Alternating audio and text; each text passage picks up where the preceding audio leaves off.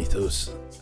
I think that old lady on section 2 really stuck me hard with those roll of quarters last night.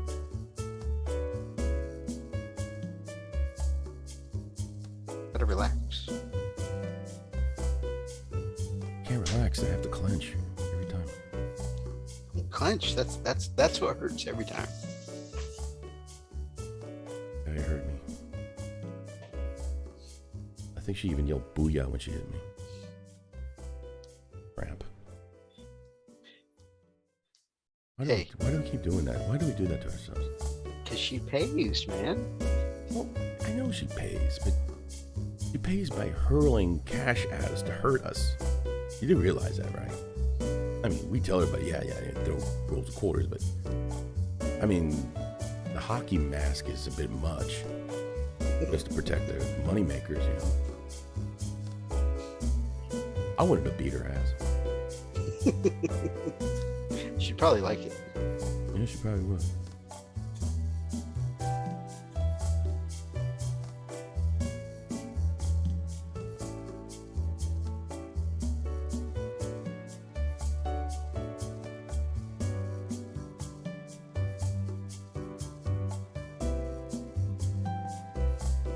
You know what, the one lady really liked the tassels. I wasn't going to wear them, but I decided to just go for it. You've got to make a volume somewhere. Yeah, I really liked them. So she started coming up and try to rip them right off my nipples. That was just jacked up. Why do bad things happen to me? Speaking of things, I really hope my thong doesn't ride up midstream again. Yeah, it's you so can't have uncomfortable. that. You got the powder this time, right? Yeah. Hopefully that helps this time. Be careful, don't clap real hard or something. I get dust everywhere. Powder explosions are a thing. Dude, we don't want anybody to.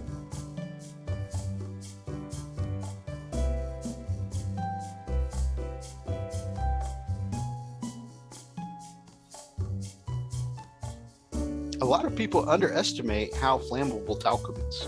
It is true, though. I mean, it really is. Could you imagine that? I don't know which is worse, methane or talcum. Either way.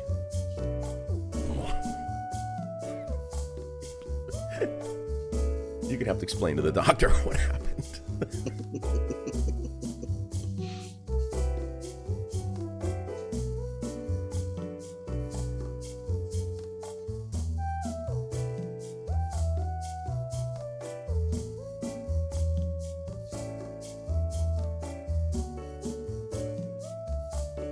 Venus is asking questions. Do we answer her? Just asking all kinds of questions. Actually, it's not a bad idea. That could be a smart business decision. Hey, just tattoo that slogan right there. Just right in the Adam's apple, you know? That reminds me of one of the episodes of Rick and Morty where Rick's like, I gotta know if I'm the fake. Check the inside of my left butt cheek for a barcode. Yes. That's what we should do. We should do barcodes. Inside our butt cheeks. That would be awesome. You know, that's actually a really smart idea because, I mean, who carries cash anymore? It's Right? all about digital money these days. Yeah. Just give Granny a barcode and just start scanning. Each scan's about $50. Do we want to go Venmo for that, Cash App, or PayPal? I don't know. I kind of like PayPal. Partial to PayPal. But is it because we're comfortable with PayPal? Are we missing out on cash if we're not willing to change? Yeah, that's a good point. I don't know. I want them to at least try to swipe a credit card between my butt cheeks once.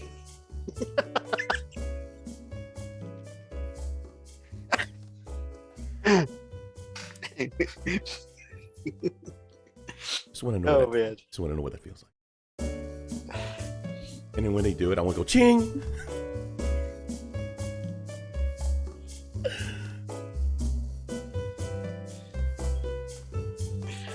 Oh my gosh, you're just gonna get a wireless Bluetooth square device implanted between the cheeks.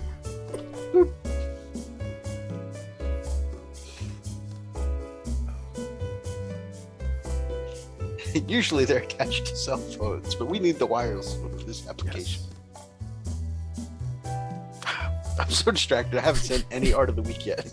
Ah, dang it. We'll do it on the fly. Did you already share everything? Yeah. We're good.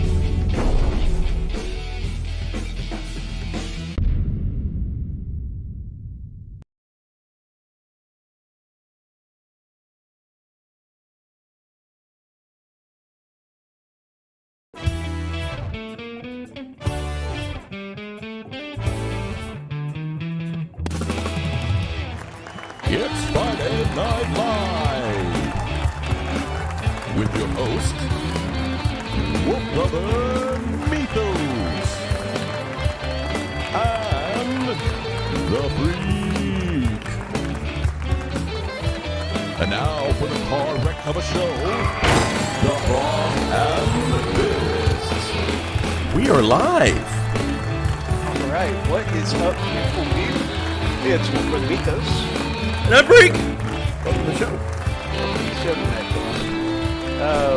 Man, oh my goodness, I just gotta adjust.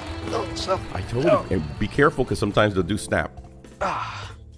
Oh yeah. Anyways, yeah. Good, good evening, everyone. We got Superfly checking in before Cyberpunk starts. That sounds like a cool RPG to play. Yeah. Commodore says, "Dirty money's still money." And he's not wrong. Oh. We've got Lupus Caddis. Evenington's peeps for us, my brother. Mythos and Freak NFTs. I mean, could be a viable means of income, but we gotta watch out for the planet, man. Pretty much. How you doing tonight, my brother? Environmentally safe. I'm doing good, man. I'm doing all right. I'm a little sleepy, but I'm doing pretty good. I had a little issue, some pain earlier this week, and I think it was related to gallbladder. So I stayed away from all the greasy stuff throughout the week and try to, watch my intake. And so far, it's actually way better. So doing good there. But yeah, how about you, man? How was your week? My week was pretty good, man. I didn't get to do a lot of hobby this week, unfortunately, as I wanted. But my brother Superfly mentioned something he does that even when he has a day where he's swamped, or if he's just not feeling it that day, he's got a 15-minute rule, to physically get to the desk for 15 minutes at minimum. And even if he chips away at just a little something, it's progress, and I thought that was a really good idea. And so, I've been hustling on these post orders this week and really trying to get, the first, I actually did manage to get out the first draft of one of the sites today and put it in the client's hands, which is good. And, I've got, a busy but productive week. But even though I didn't get a chance to do a lot of hopping because I kept in mind that whole, 15 minutes of progress every day kind of mindset, I did finally get through my 5 Sagittarium guys, with the exception of their helmets. I just got it. Oh yeah, right. I need to every time.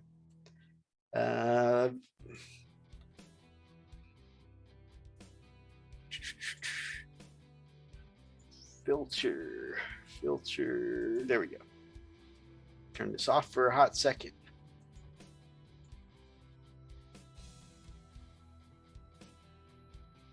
I said none. Okay. Oh, backgrounds. There we go.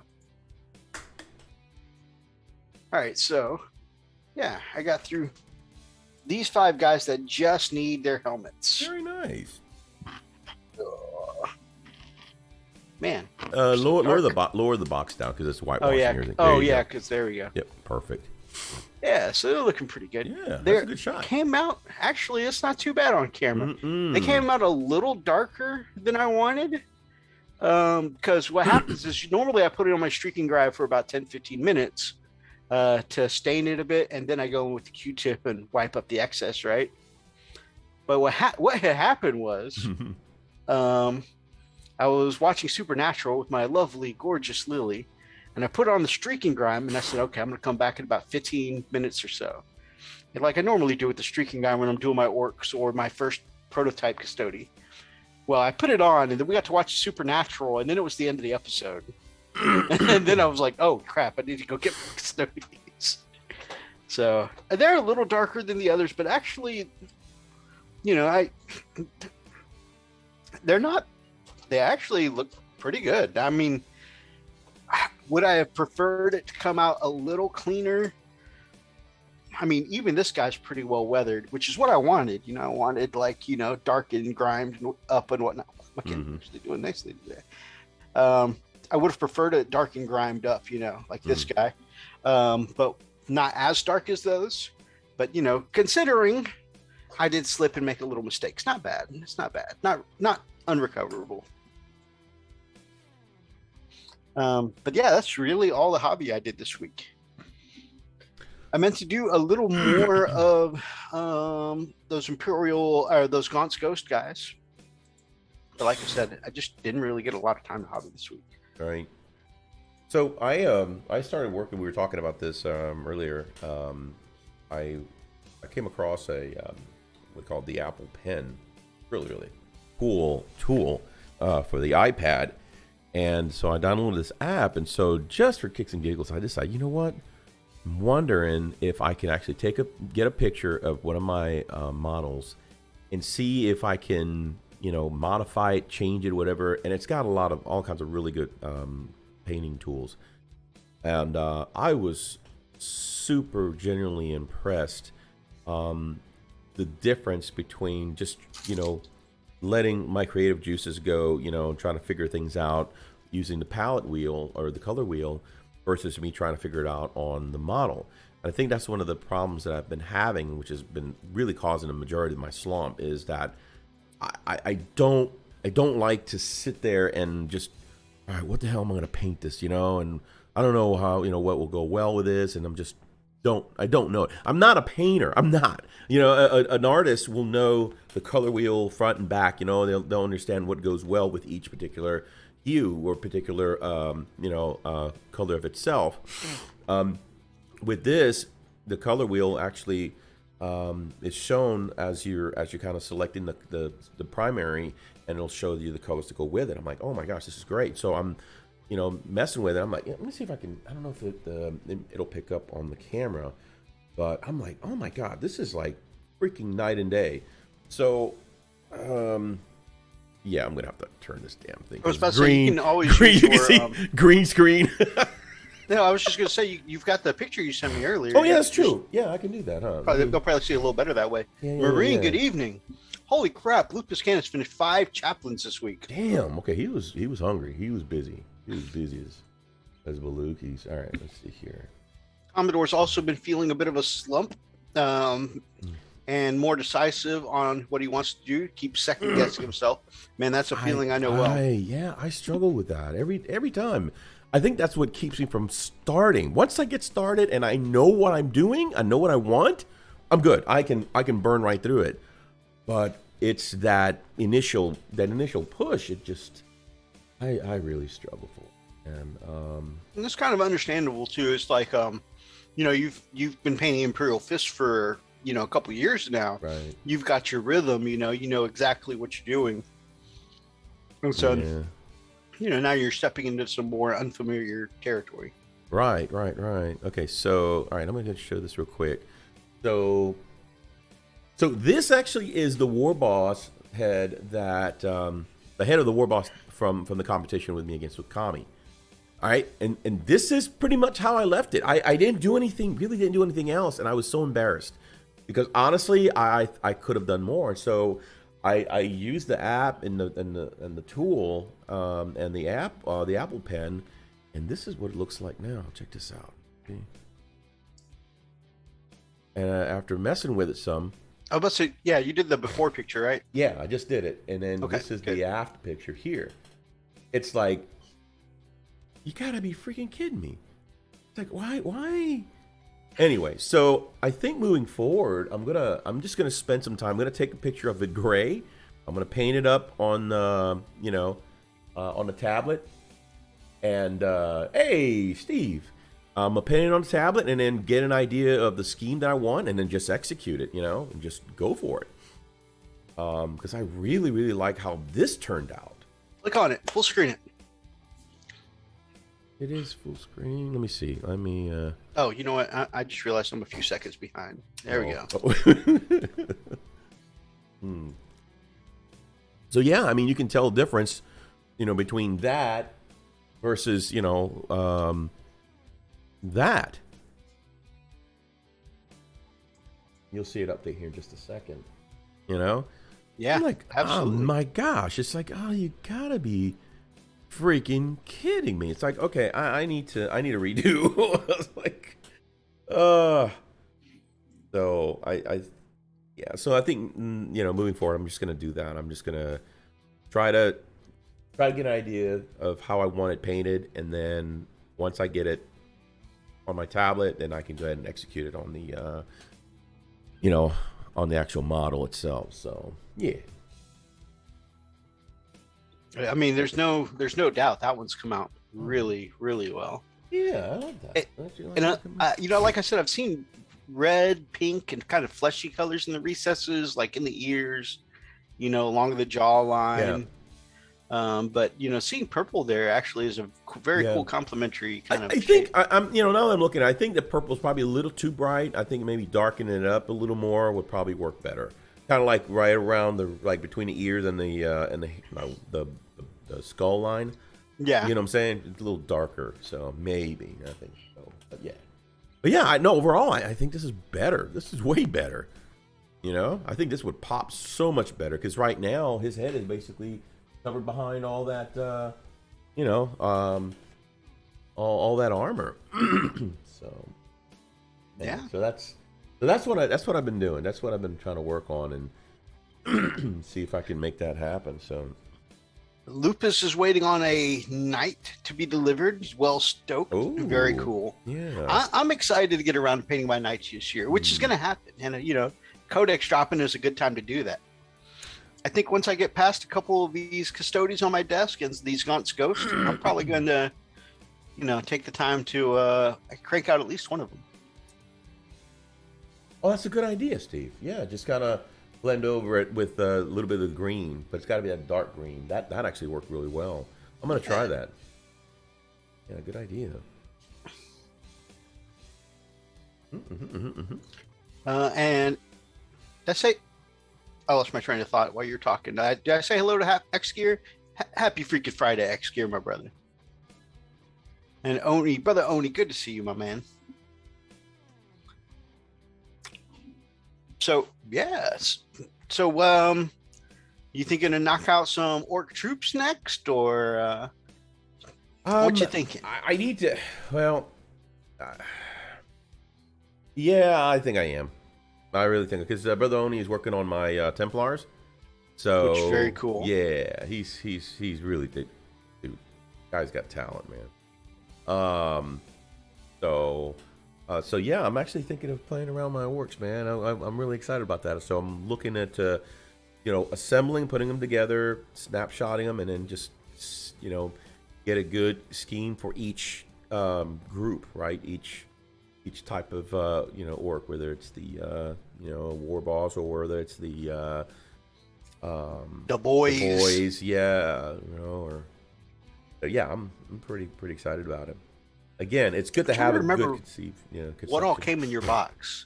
Some boys, obviously. I think there's a dread in there. Oh, let's see. Definitely the Death Dread. 3 copters. Cool. Death copters. The war boss. A couple of boys, and I think that might be. I think the majority boys. Yeah, I think that's it. The boys, Death Copters, and War Boss and a Death Dread. Very nice. Oh yeah. Brother Oni says, got them all assembled and they are ready for the actual color part. Man, seeing what he's done with some of my ultras already, man. Oh man, I can't. Brother Oni's got some amazing talent. Oh, he got skill. He's got the skills to pay the bills. He's got skill. He's got skills that make me ill. All right, what are the rest of you guys working on? Commodore, I know you said you've hit a slump, my man. What is it that you've hit a wall on? What are you feeling indecisive about? Lupus working on the night. I know last time we chatted, Phoenix, you said it'd been a while since you'd gotten any time to hobby. Hopefully, you've gotten been able to get into some hobby therapy. I've been doing a lot of chicken therapy.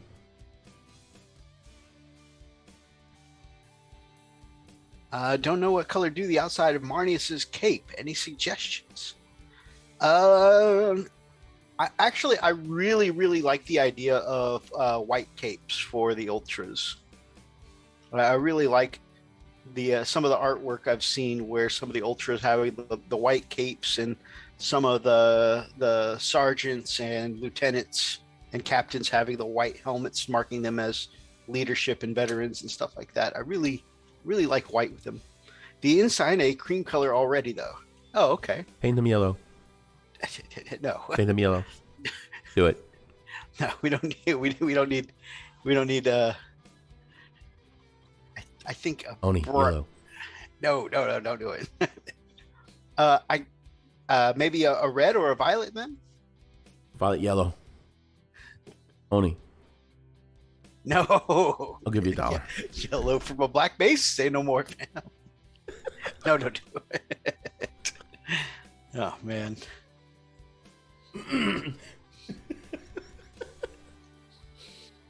The only yellow should be on the base with an imperial. Wow. Wow. Why? You know, it's been a trend I've seen going around lately. A trend? Oh no! Oh, I'm sure you're working very hard at slowing that trend down. You know, I'm sure you're. Purple sounds great, brother. Yeah. Like, hey. Have you noticed in our Wolf Lord chat that it seems to be a trend going around where more people are doing the grumpy guy gaming and putting dead Imperial fists on their bases.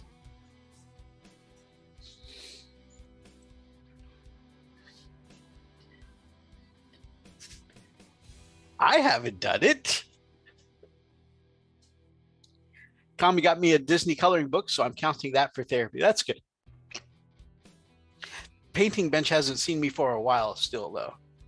I am with you on that. You know what? I'm not even gonna try to. I'm not even gonna try to to justify it.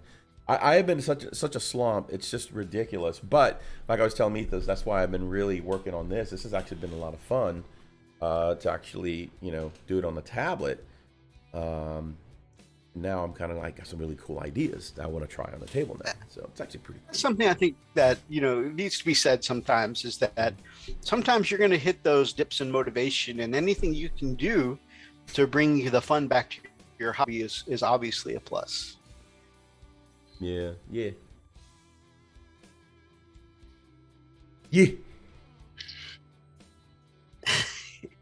Every dead Imperial fist I see, I chalk up to people being jealous that they can't paint good yellow. This is true. I support this message. Kind of what I did to do the Ultra Test model. Eventually, I'll do one Marine for each chapter. Very cool. I've actually, thought similar of that because, just sometimes you see the different color schemes and stuff out there. It'd be cool to just see all the chapters represented on your shelves. Yeah, you're getting close to that, aren't you?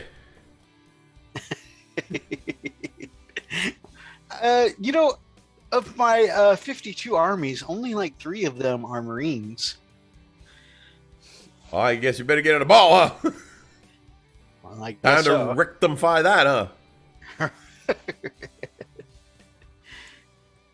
My brain keeps telling me, you have other things you should be doing. And then I end up not painting and not doing the thing I said I should be doing. Oh, man, that is a motivational pitfall I totally understand.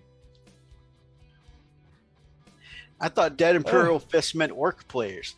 I mean, you've seen Grumpy's work, right? He'll put a Dead Imperial Fist on anything. Iron Warriors, orcs, other Imperial Fists, Mythos put some GW employee through community college. Maybe. I may also actually be in their college graduation photo. It's like there's them and the dean, shaking hands with the diploma, and in the back I've got money in one hand and a GW box in the other one. Skinned knees. Well, I mean, you gotta pay for that stuff somehow. Yeah. We're not gonna talk about that part though. All right, sir. He mouthwash though. Stays behind curtain number 3. What happens since curtain 3? Stays behind.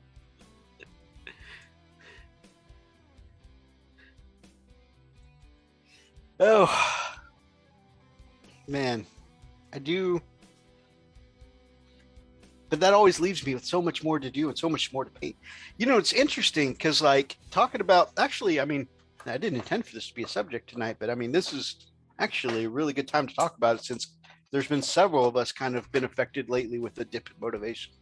So I was looking through the numbers, and it hit me when I was looking through them this week that to date, I've painted 17 models, and this time last year, you were on fire last year. Yeah, last year I was definitely on fire. This time last year, so you have to flip back a couple of pages to go to this time last year. This time last year, I was up to 67 models. Wow. 17. That's a huge drop. That's 50 models short. If I go back 2 years ago, 2020, this time last year, I was on 28 models. So still, I guess more than this year. But man, I mean, the last few years I have been on a painting ball, and this year, man, I've slowed to a crawl.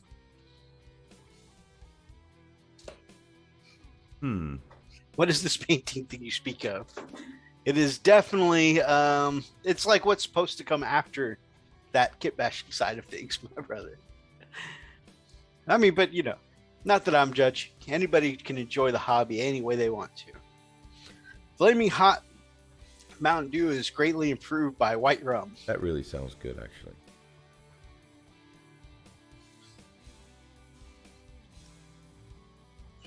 I've painted 4 this year. To be fair, though, one was Morven Vol. No night, but still some substance. Yeah. Morven Vol, freaking Lord. Well, I mean, not Lord of War. What I meant to say was a freaking Imperial. What are they called? Supreme Commander. That's what I was going for. So yeah, brother Oni has painted 40 models so far. He's not losing any. He's not in a category. No, yeah, he's category. Brack, my brother, Brack the War Boss, doing 33 models today. Congrats, very nice. That's awesome. I was taking a look, and I think what pushed me to 67 by this time last year was I started the year with that commission for what was it, 24 models for that that's modern warfare kind of game I did for a friend. Mhm. And then after that, I really got into painting orc boys. And I mean, when you're painting boys, you know, just Yeah, you went nuts on that, didn't you?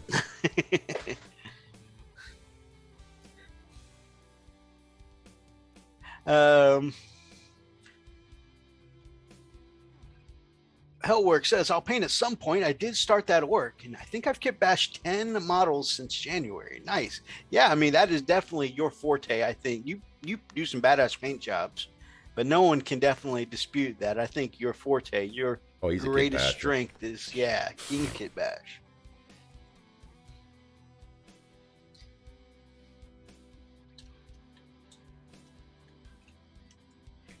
In other news, our friend Weather Pig had an amazing Lord of the Rings game last night, and he thinks that he's figured out why he's been struggling. Hey, anytime that you hit that breakthrough in your game where you're like, I think I know what to do now, you know, that's a pretty awesome breakthrough. Yeah.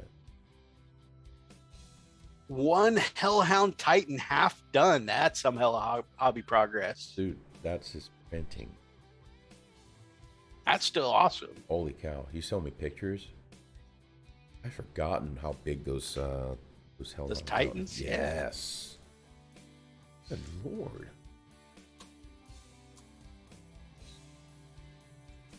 That's awesome. I would love to see pictures of that, my brother. It was so cool because he sent me a message where he picked up a Masters, like very nice Masters airbrush. Oh, nice. Yeah, I love the Masters. yeah. It is such a great little workhorse, and it's very easy to mess around with. Super easy to work with, man. And that's what I was telling him. I said, you know, for me, the Masters was a lot more, you know, user friendly, like the Iwata. You know, very similar in, you know, in function. Oh yeah. A lot of people hate our opinion of preferring the Iwata to the Badger, and they're both good brushes. Yeah, just absolutely. for our particular skill sets. Yeah. You know, Yeah, the Iwatas and the Masters. yeah. Just suit I mean, us better. when I did the comparison, like I said, I was able to do. I had similar brush control. It's just for me personally, because I had already started on the Masters. I was more comfortable with the Iwata. You know. I didn't realize that opinions on airbrushes were so polarized. We still get hate comments on that video. Yes, we do. I love it. I love it. And I had one guy. Shit, I mean, one guy just went preferences off. on airbrush are like freaking Coke Pepsi wars, man. Yeah, it really is. It really freaking is. Because like I wasn't throwing any shade on the Badger, right? This was the Badger. What was it, Methus? The 105 Patriot. Patriot, yes. And I did a comparison. Both were great. I even said that, hey, it's a great working, you know, airbrush, but it's not my personal preference. And I have said that. And I've told them, look, what I'm saying is not gospel. I'm not saying anything that I believe is, you know, should be an absolute. I'm just stating my personal opinion and my likes and dislikes. And I personally like the Iwata. And well, man, this guy went off. Well, you're just funding, you know, you're sending money to Japan or whatever. Where, you know, while the Patriot is made in the U.S. You know, I'm like, you're taking you're taking hard money from the United States and giving it to like, no, I'm not. I'm actually buying a product because it's a goods and service. You know, it's supply and demand.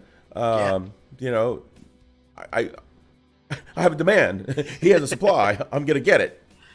So yeah, I roasted the guy very nicely though. Really, really super nice. I said, hey, thanks for your opinion, for your thoughts on it. I really don't care what your thoughts are about it, honestly, but you know, you're more than welcome to your own opinion, which is exactly what that is. I like the Iwata, and I'm going to keep buying them. Matter of fact, I'm the kind of person that because somebody, you know, talks crap about me buying Iwata, I'll go buy 20 more. I'm like, oh, okay. just because I'm petting, you know, I'm like that. Like, oh, okay. Let me buy about 40,000 of them. You know, we're gonna really feed Japan today, baby. What's funny is that, like, despite the amount of hate mail we get on that, I really want to try a Pash airbrush and harder Steinbeck. Yes, I do want to try both of those. Yes. I was looking, and Pashes are actually they look really affordable too. Mm-hmm. Yes, they are. They look to be around the exact same kind of brackets as Iwata. Yes, yeah. Yeah, and I love the sleek, slender look of it. Mm-hmm. I think the Steinbach is more of like the Cadillac, you know. Oh yeah, you can pay more for that one. Yeah. Sure. But I'm almost like a BMW. Yeah, but I think my concern on that is the bowl size. I think the bowl is a little smaller, so I'm not quite sure if I can. But in either case, well, anyway, I'm happy with what I have. But I would like to try a Pash. That would be super cool. Yeah, I'd like to try that as well. Yeah. Oh, Marine says picture sent. Well, you know what we've got to do. Pull it off then, mate. Let's mug him. I mean, no. Wow. No, you don't want to mug Marine. That's the last one. The last person you want to mug. I meant mug these You walking there, but you limping back. I meant mug these pictures so we can share them on damn, the show. Ethos, what happened to your legs? Oh, Shoot. You try to mug Marine. Nah, yeah. I'm not fooling with that, brother. He'll keep you around just to play with you. And then he'll release you when he's done. Like, oh, God. You don't mess with the pros. It's like, you know, dealing with Saw, you know. Like, you gonna put it through? Oh, yeah, I just put it in. I sent it to you. All right, let me see. A ding.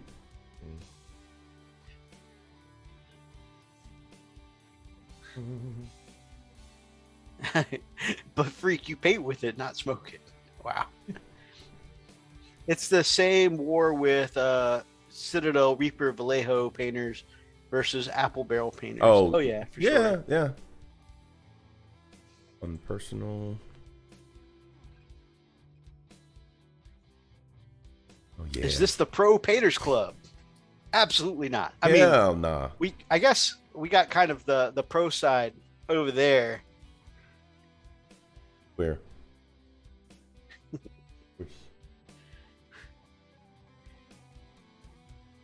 Look at this thing, man. That is cool. Let me see. He's got a bunch of other pics here. Dude, look at this freaking cannon. It's insane. That's a massive cannon. I wish I had a massive cannon. Me too. That's pretty awesome. Man, imagine if you had a cannon big enough that you were classified as a Titan. No. Yeah, I don't think I'll ever hear those words. Look at that. That's awesome. Did you see Midwinter Minis Forge World Titan? It was a silly size. Yes. Yeah, I saw that. Like, he put one of his Imperial Knights underneath it and came up to its ankle. That's incredible. Dude. I like the scale there. Yeah. I mean, golly. This is Dave, our cannon cleaning gremlin. Try and make sure that Dave is in the barrel when we start a battle. I bet assault is healthy, so they say. True. You can't use craft paint on models? That's heresy. My sister say otherwise, douche canoe. That's awesome. And your sisters look great.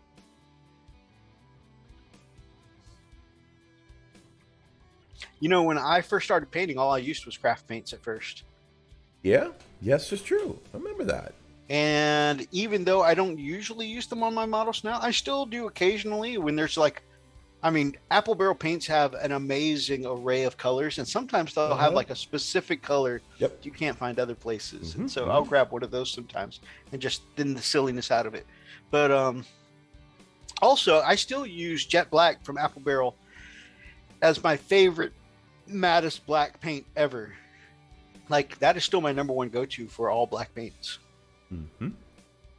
I don't think I've actually.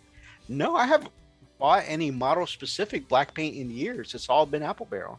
Hmm. I started with craft paints and still mess with them from time to time because they're good. Oh, let me withdraw that. I do, when I'm working with contrast paints, use Black Templar. Okay. Black Templar's good.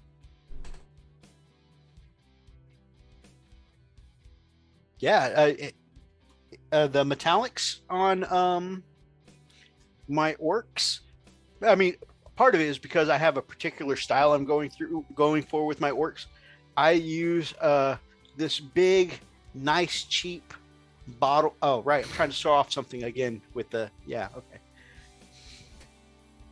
Every time. You just watch me and let me do it too. just hold it in front of your hand. I think it should. I mean, I can see it. Okay. So yeah, this big, huge thing of simply acrylic craft paint. I use this for all the metallics on my orcs, but part of that is not only because it's very cheap. I think this whole tube was like $2, less than $2. Mm-hmm. Oh man, I use my what do you call it? Master's Touch, whatever the hell it is. Oh yeah, that's true. Although those are, the same thing. But part of this is exactly, Dave. It's they're low pigment, thicker body paints. All you gotta do is just thin the hell out of them, and then they're good to go. Right, and they're called craft paints because usually they're sold at craft stores. Right. So like it's usually the kind of place where people go for things, all kinds of stuff. Really, it's a lot of hobby or craft stores are a combination fabric stores, painting, things like wooden.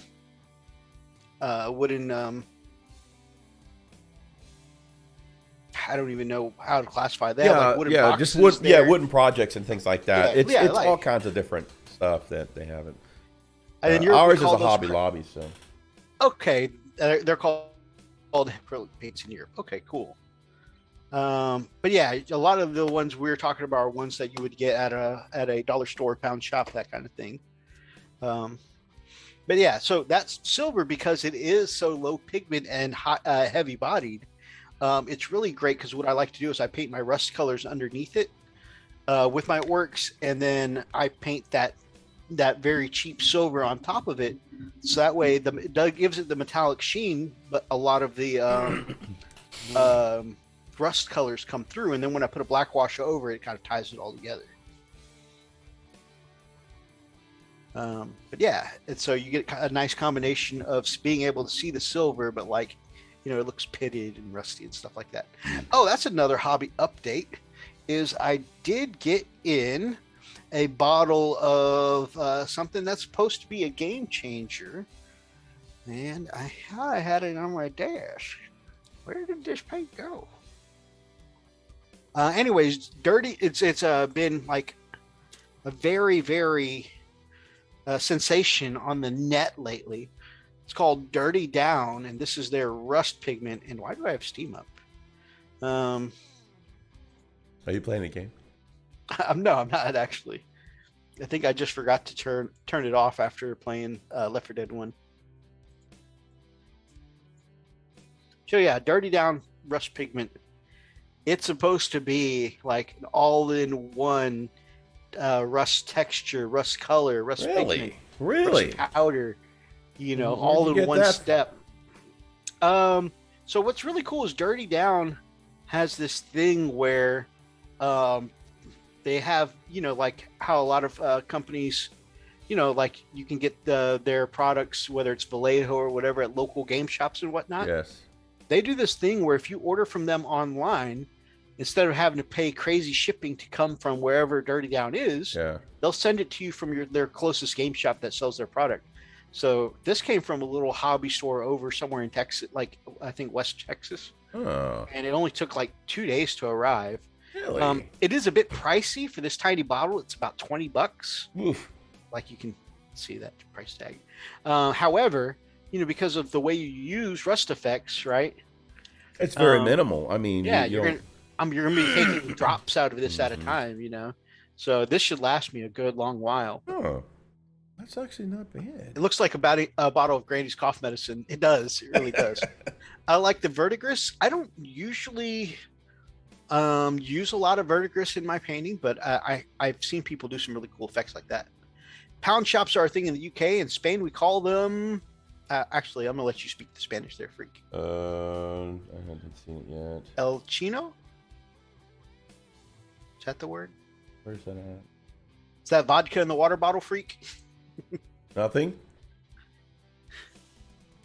Oh yeah, Latino. That's not even right. Why? I don't speak Spanish, so you gotta educate me. El Chino is the Asian guy. Oh. Well. It's because it's just moving on. But yeah, I forgot what we were talking about. Oh, before I got onto the rust product. Oh yeah, the cheap paints. Yeah, so it doesn't. I don't think it matters. Talking about the cheap paints, Flight of the Phoenix says, yes, I wanted a specific shade of cobalt for my sisters. I was told to get 3 different model paints to achieve that. Why? When I can do that with one, the right one. Exactly. And if you're mixing paints yourself, there are some people who do it perfectly every time, right? But for the average person trying to mix your yes, freak. Well, we'll go ahead and we'll do our public service announcement that freak mixes his own colors. But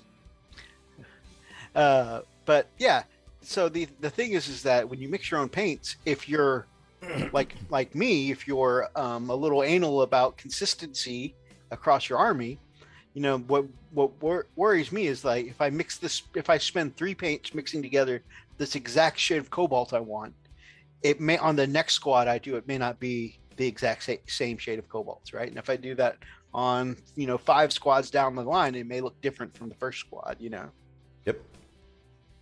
Budget paints, not cheap. My bad. I forget. I don't mean that with a negative connotation. I meant like inexpensive when I say cheap. But yeah, heavy body acrylics, bigger pigment not as fine. Exactly. We call discount stores which have cheap paints, etc. in Spain, because most discount stores are owned by Asians, where you can find anything, including acrylic paints and primers products from China. No, it's true. And the funny part about it, that's why I laugh, because that's something my dad used to say a lot, all the discount stores. He goes, well, El Chino.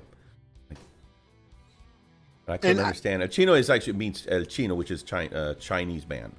Oh, okay. So it just says El Chino, but in Spanish, the Spanish culture, it's Chino references all Asians kind of thing. It's like gotcha. An Asian thing. So. Yeah. I mean, it's no big deal. I get it. I am Asian, but I am not offended. Wait, you're Asian? Stop that. You better stop that. I love you. It's funny because. Well, never mind. I was going to say, here we have the stereotype. Wait, I'm only perpetuating stereotypes. Let me not do that. Let's be a good person with those. Mm-hmm.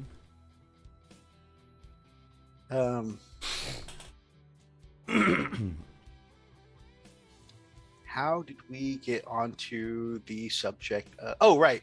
The whole gatekeeping thing. Some people with airbrushes. Yes. Very diverse opinions. Some people talking about their paint brands. Speaking of which, I have a bunch of paints that I got for free over the years and stuff like that. Some that I got just because they were on clearance and stuff like that. So I ended up with a bunch of paints from a bunch of brands that I'm currently not using. A bunch of Vallejo ones, a couple Army Painter ones, some that are like Instar, which actually I like some Instar products. My problem for me is that Instar is not consistent. So like if I when I was painting salamanders, one bottle of Instar Grass Green was like nice and vibrant and exactly what I wanted.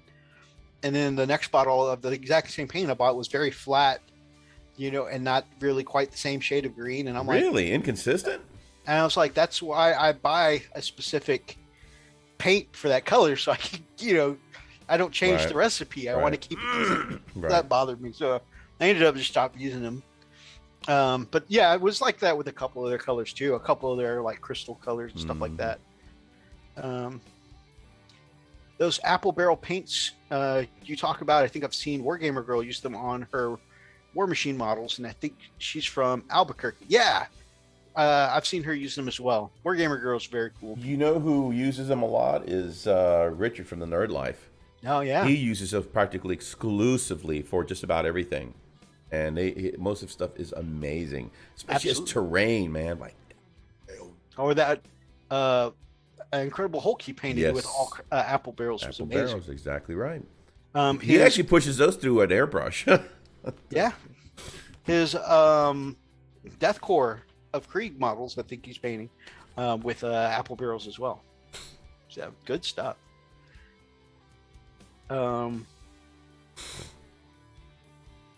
What was I talking about before? Got lost on something I was saying. Well, I guess we have to move on to a new subject, 'cause I really have no idea what I was. I can't remember what I was talking about. Chat, help me. What were you talking about? I don't know what you're talking about. Oh, right. So, because I got in like 80 something paints from brother Rob over at the Miniatures Paintbrush, I finally I took my paint drawer and cleaned out all of the paints that I don't use. Like I said, some of the Vallejo ones, a lot of the Army Painter, because I bought up a bunch of Army Painter. Some of it, just like I said, were in clearance packs or loot crate packs and whatnot. And then it turns out I really dislike using Army Painter. But it's a shame, because I've got some beautiful colors there. Army Painter, I've got some coat d'arms, Reaper paints, which are made here in Texas. I really wanted to like Reaper paints because, I'll be like, oh, well, their headquarters is just like 3 hours away from us. I should like, Reaper paints. I don't like Reaper paints. What do you like about them? I just don't like their consistency when I try and put them through the air. Part of it, like I said, is my skill set. Like when it comes to Vallejo or Citadel or Scale 75, I kind of know my ratios and recipes for thinning them. Yeah. And can get consistent results with them. Okay.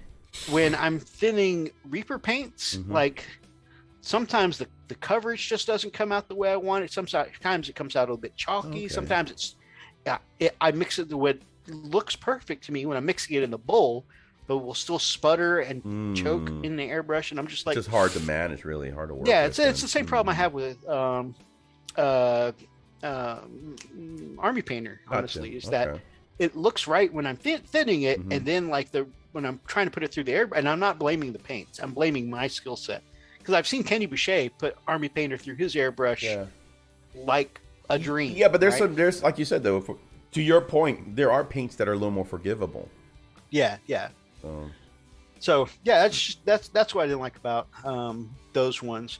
The coat d'arms, I mean, they're pretty nice, but it's just not as much as I like the other things that I use, the Vallejo and the Games Workshop, and like I've really been loving Scale 75 lately.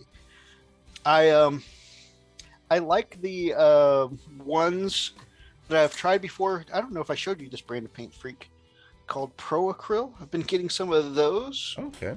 They come in bigger bottles too. They're very cost effective for a model paint. Not as good as a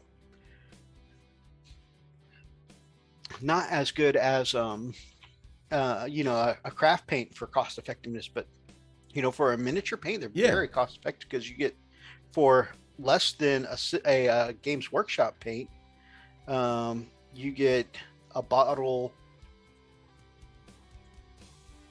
this size, nice chunky Okay, bottle. yeah. That's already airbrush ready as far as the dropper bottle goes, and comes with a little shaker ball. Yeah, Pro Acryl, you said? Yeah, Pro Acryl. They're very nice. You can get them at Eton Games in Humble too here. Okay. So like I said, they're nice paints. Yeah, I'll have to look into that. My problem is that I got them at the same time as I got these Scale 75 paints. Yeah. And you'll notice I picked up some very similar colors for both. And I think if I had gotten the Pro Acryl first, I would have really loved them. But unfortunately, getting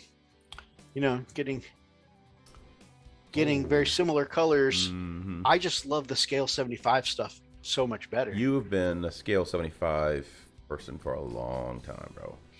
Yeah, I think the fact that if I had gotten the Pro Acryl first, I think they might have been a big part of my arsenal. Sure. But I think you cut your teeth with Scale 75, Homer. Well, I think, yeah, they weren't getting my first bottle. That wasn't long after I went through my P3 phase. My P3 phase was huge, right? Oh my god. Yeah. Yeah, you were actually trying to get me to do P3 on everything. P3 was really good. I hate their bottles though, but other than that, P3 their was good stuff. Bottles are annoying as hell. I hate. Oh hey, another coat to arms. But I hate when I haven't found the coat to arms to do this, but I hate this. It's almost the exact same bottle type. Mm-hmm. They would get so sticky with paint. Yep. That both I had this problem where you would peel up the lid and sometimes the part holding the paint would stay there and just rip up the lid around it. Yep. And you're like, what the hell? Yeah, that's stupid. So like they're really good quality paint. They come pre-thinned. Yep. It's easy to work with glazes and layers because they're pre-thinned, and so you're like, oh, I need a more glazed consistency. You just add a little thinner. It thins out super easily. It goes on buttery smooth. Man, I honestly got to where I just hated working with the bottles, which is a very petty thing. But then but because Privateer Press and War Machine Hordes kind of died down in popularity around here, it's got harder and harder to collect P3 paints anyways. And a lot of times when you would get them, they'd be old bottles that somebody's selling. Chunky and all that. We need to do... Yeah. Go ahead. No, I was going to comment on Dave Dodge's question about some people that use Windex to clean it. That's as a last resort. Yes, you can, but what you don't want is you don't want to do that straight all the time, because Windex will eat the chrome plating, because what you don't realize is that the bowl is brass, and you don't want, and so they have like a that shiny part that's actually the chrome plating on it. Windex will eat through that with extensive use. So just FYI. Dang it, Mythos. Some people swear by using LA Awesome every time. Oh God.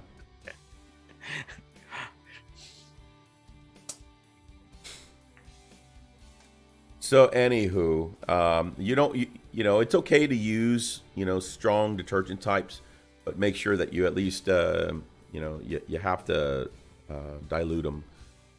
Extensive use will eat away the bowl. As a matter of fact, what's funny is like, if you look at top-down videos when you're watching Kenny Boucher stuff, you look inside his bowl. His bowl is actually almost gold. That's how badly eaten it. He's got no chrome plating at all. Well, that's who I learned the whole, what's he called, the shot glass technique. Yeah. Where he keeps his when he's not painting, he keeps them in a cup full of cleaner, which is what I do now because Kenny Boucher. Let's see. 50-50 apple barrel and Windex in your golden. Yes, that's exactly what I do with my jet black. Phoenix knows. Do you get people down your gaming club dressing like little Lord Fauntleroy stating that they only use pro acrylic paints? Actually, no, but to be fair, in our particular area, most of the people that game in our area are like player first and painter second.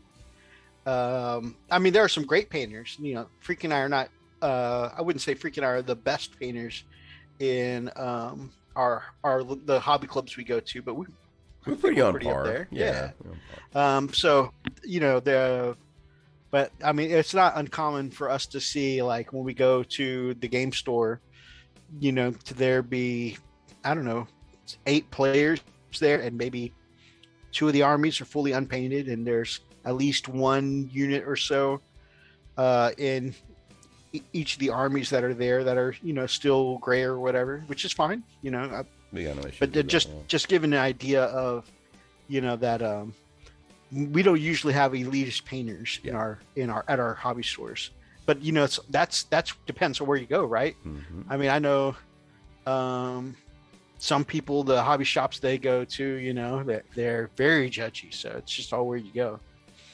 I've been chatting with someone in the US who is a paint expert, tells me that many pro painters agree that the best acrylics to use overall are Golden from New York, but most hobby painters do not use. It's true. Most of us don't mess with the, you know, who are just doing it casually. You know, we are not going to mess with the top of the line stuff. We're just looking for tabletop quality, typically. I mean, rarely are we looking for anything that's, you know, show quality. Yeah, we're casuals. Yeah. We need to do a paint session next meetup. Hell yeah. I hear Golden is pricey. It is. If you go check at your local Hobby Lobby, you could definitely pay some buckaroonies for just one color. Speaking of the devil, I was just discussing Little Lord Fauntleroy, also above recommending Pro Acryl. Interesting. Yes, when thinning out the airbrush, plain water makes it too thin. Windex makes it a little more viscous. Yeah, that's kind of goes from person to person. I know Freak does a lot of his thinning with straight water sometimes, and I know a lot of people who do. Some people just have preferences.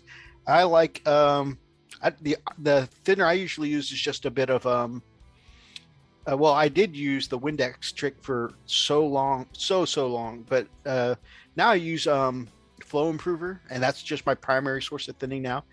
Freak I think moved from water up to airbrush cleaner, right? No, you use your thinner as the airbrush cleaner. No. Thinner is my airbrush cleaner, and then I actually made my own Flow Improver based off of what. What's his name?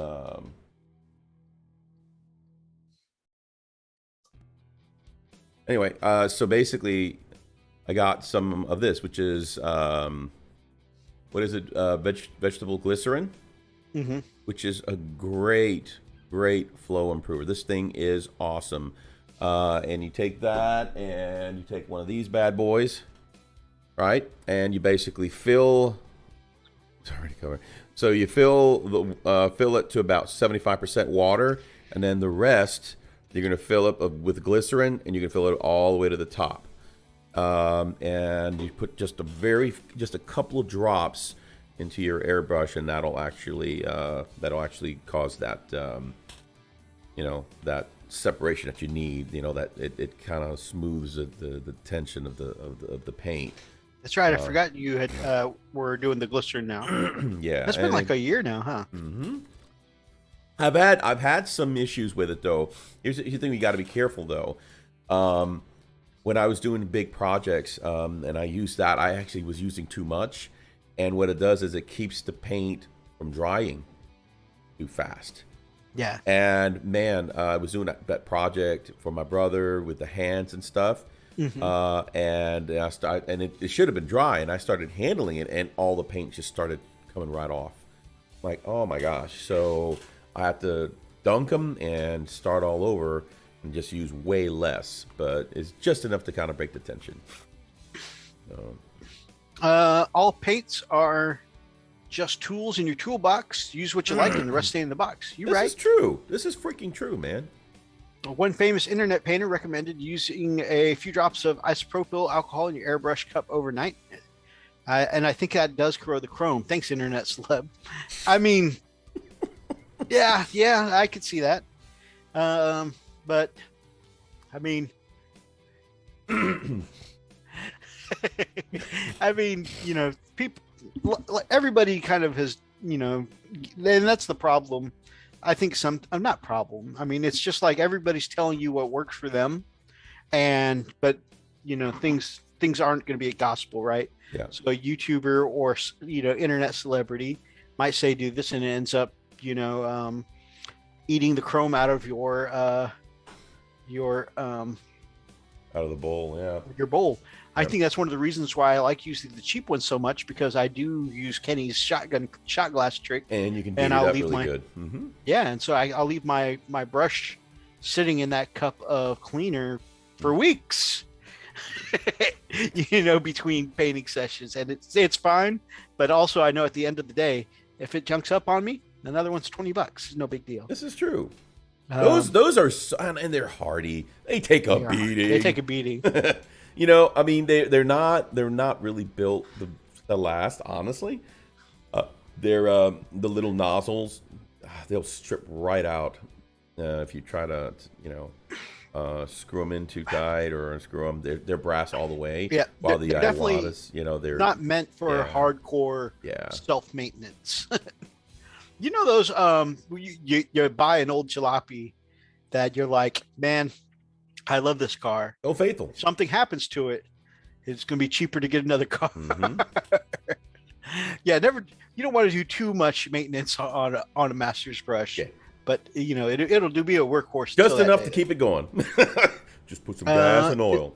Was that a beer, Mythos? This is actually a sugar-free, carb-free root beer. Nice. Dad's old fashioned. I saw this while we were at Cracker Barrel and had to grab one, and it's pretty tasty for no sugar, no carbs. Mm-hmm. What's an elitist? Is that a specialist in the elite slot? Oh, you mean opinionated thoughts, according to the works. Thinning with water also depends on the quality of your water. So there's a strangely noticeable difference between using well water and city water, Phoenix has noticed. You're so right. Brother Odie says, glycerin? Does that make your models flammable? No, it does not. Note to self, bring a lighter next time. Bring it. Go ahead, bring it. We're not talking about, nitroglycerin. This is not flammable, nor is it combustible. Okay? It's just, it's stuff that goes in your hair. It's moisturizers. It's all kinds of stuff. It's just vegetable glycerin. Oh, stuff works amazing. And you don't use a whole lot. It kind of like, almost like,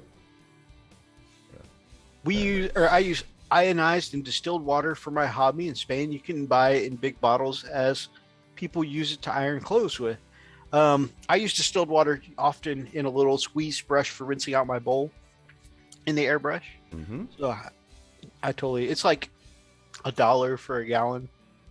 So it's funny she should say that, because I have well water here, and my iron count in the well water is super high, very, very high. So I don't have no problem in drinking it, but when it comes to using it in my airbrush, I actually grab the water from my I have a water purifier.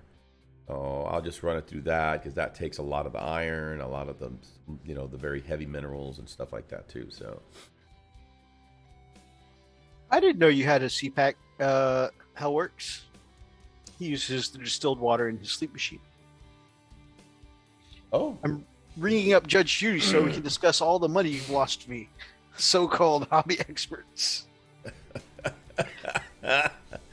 Are you still using your humidifier for that?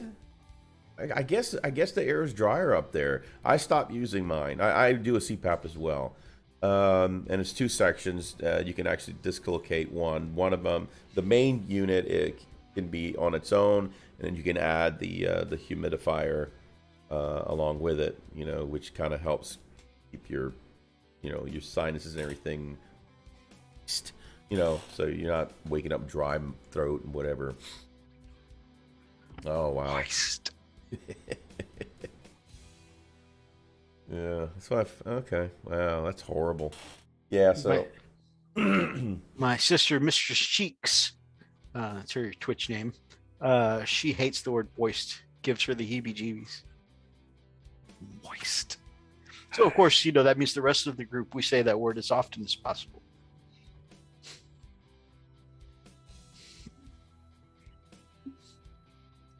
sorry. I'm gonna have to get you a couple of these scale 75 colors, man. I wish you would.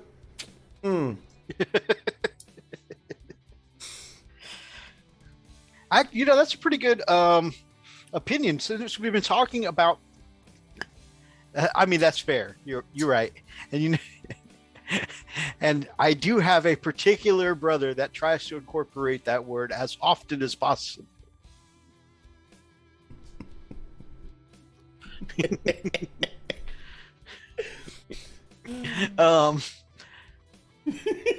Yeah, so we've been talking about paint brands for a good hot minute. This has been a great discussion, guys. What are some of your guys' favorite brands? Like I said, I've been using a lot, and I really feel like I found a home with Scale 75, which sucks because Scale 75 is not that easy to get a hold of here. But I really have enjoyed what I got so far. I do want to do some more tests with Pro Acryl. Just because, like I said, a lot of people swear by Pro Acryl, but I really, really love Scale 75. It blends really nicely too when I'm doing my highlights. I think it's because it's that matte on, it's like a matte on matte kind of finish. Mm-hmm. And when you're working with thin layers, it's translucent and lets you blend those nice and easy. Army Painter Air is Hellworks' favorite. That's cool. Oh yeah, a lot of people say, the Army Painter paints I bought have all been the traditional Army Painter ones, but a lot of people say the Air is a really good one. A lot of people say a lot of good things about the Army Painter speed paints too. Yeah. I don't know if I'm going to be trying them though, because I'm pretty invested in contrast as far as clear paints go.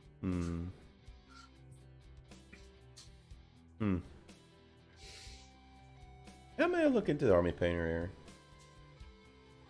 I mean, for me, it's like I said, if I need a pigment, I'll just all right, which one do I want to grab?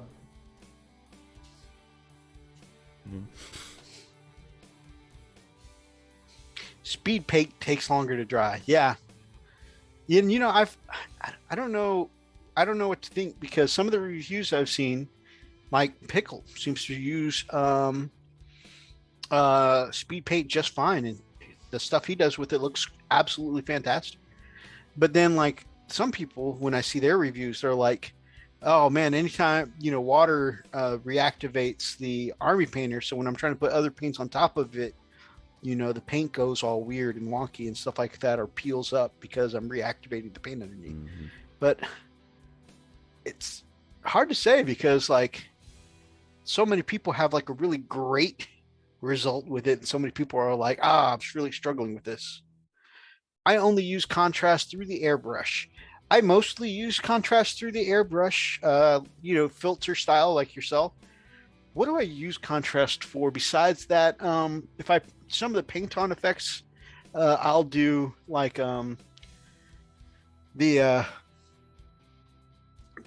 skin color is a great starting point. I find Gilliman Flesh works great, and then I highlight it from there, because it kind of like helps me appreciate a little bit. I love using as an easy, if I don't feel like breaking out the airbrush, contrast Vulpus Pink and Ultramarines Blue. Make a pretty good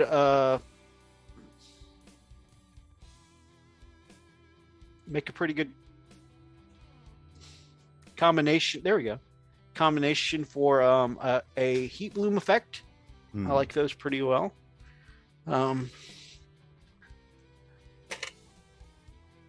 Yeah, so other things, I mean, other than that, if I use them for anything, like I've got an orc skin color, that I've used is kind of just the base, and then as a base color, I've used the contrast as base colors on Warp Lightning, on an Orc skin before, and then of course highlight up from there. But I think that's the thing, is that when I am using contrast, they're always just a starting point for me, and I'm doing the rest of the process with a traditional painting style. So, therefore the whether or not it's contrast isn't a make all, be all end all point for me. It's just a point of origin. Reviews are a direct reflection of one's patience.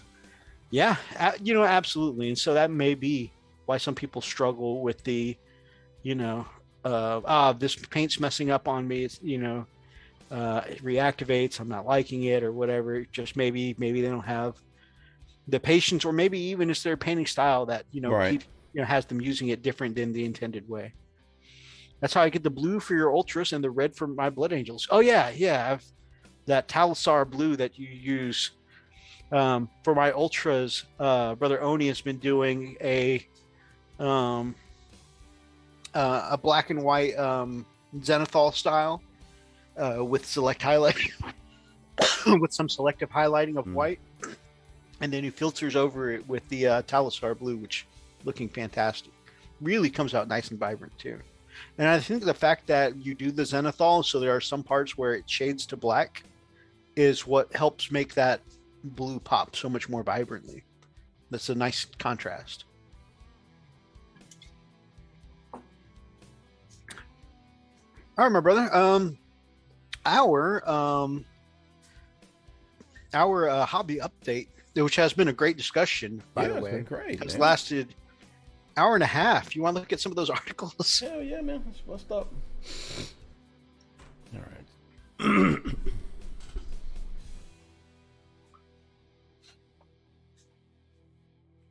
But yeah, I love how involved the discussion has been tonight.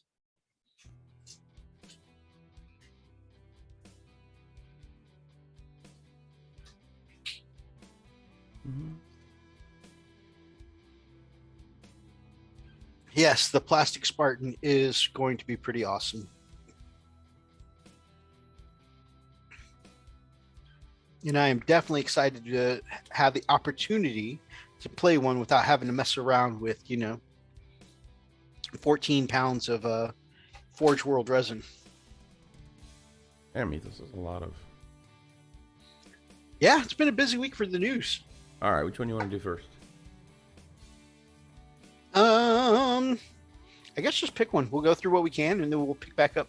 Okay, so Next week with the Heresy Thursday, Ride to Battle and Spartans. Yeah. Okay, let me pull that one up. Yeah, Brother Thomas has already brought up the Spartan. So, Spartan. what is your profession? So here it is in all its glory, the plastic Spartan Kit. Wow. So, those of you who don't know, who, especially, I know not everybody plays with Forge World in their 40k army, but a Spartan is basically a Land Raider on steroids. And you can see here, this one is rolling up with 2 quad las cannons. Holy crap. On the inside, you can hold up to 26 Marines or 13 Terminators. How cool is that? So obviously, this is really good for big ass battles. But yeah, I'm talking about a Land Raider on steroids. Looks like 2 heavy bolters up top, 2 quad las cannons, and a whole bunch of Marines. So this used to only be available from Forge World in a heavy ass, like 10-pound resin kit, but now they're making it in plastic. That's cool. It is originally a 30K model, I believe. But it's also got, nowadays it's also got Forge World rules now. 40K stats. Yeah. In the 90s, it took a Land Raider and a Rhino kit to build it. Oh, okay. Oh, well.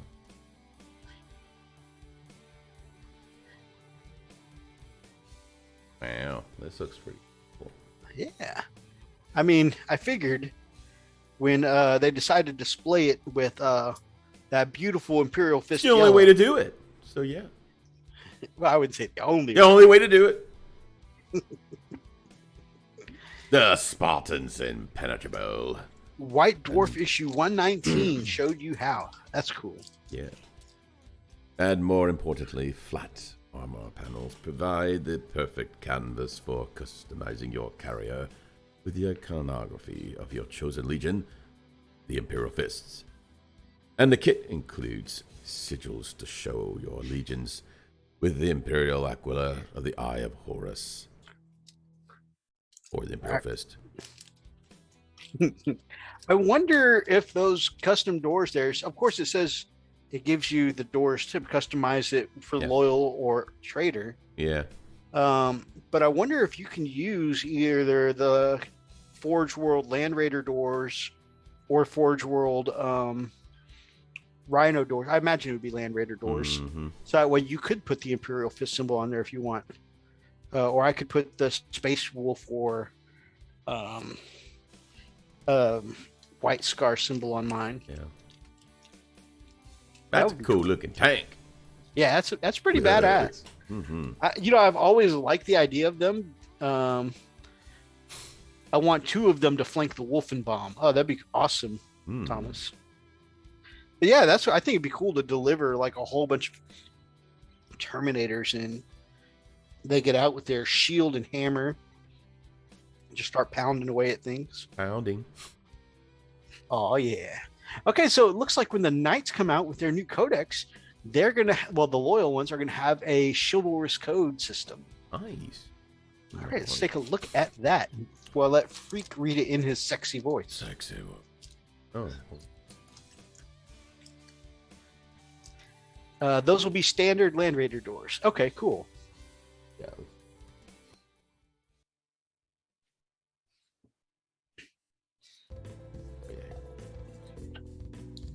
Oh my gosh, Freak! Have you watched Rick and Morty season 5 yet? No, I have not.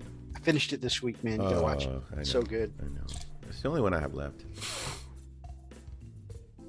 Let's see.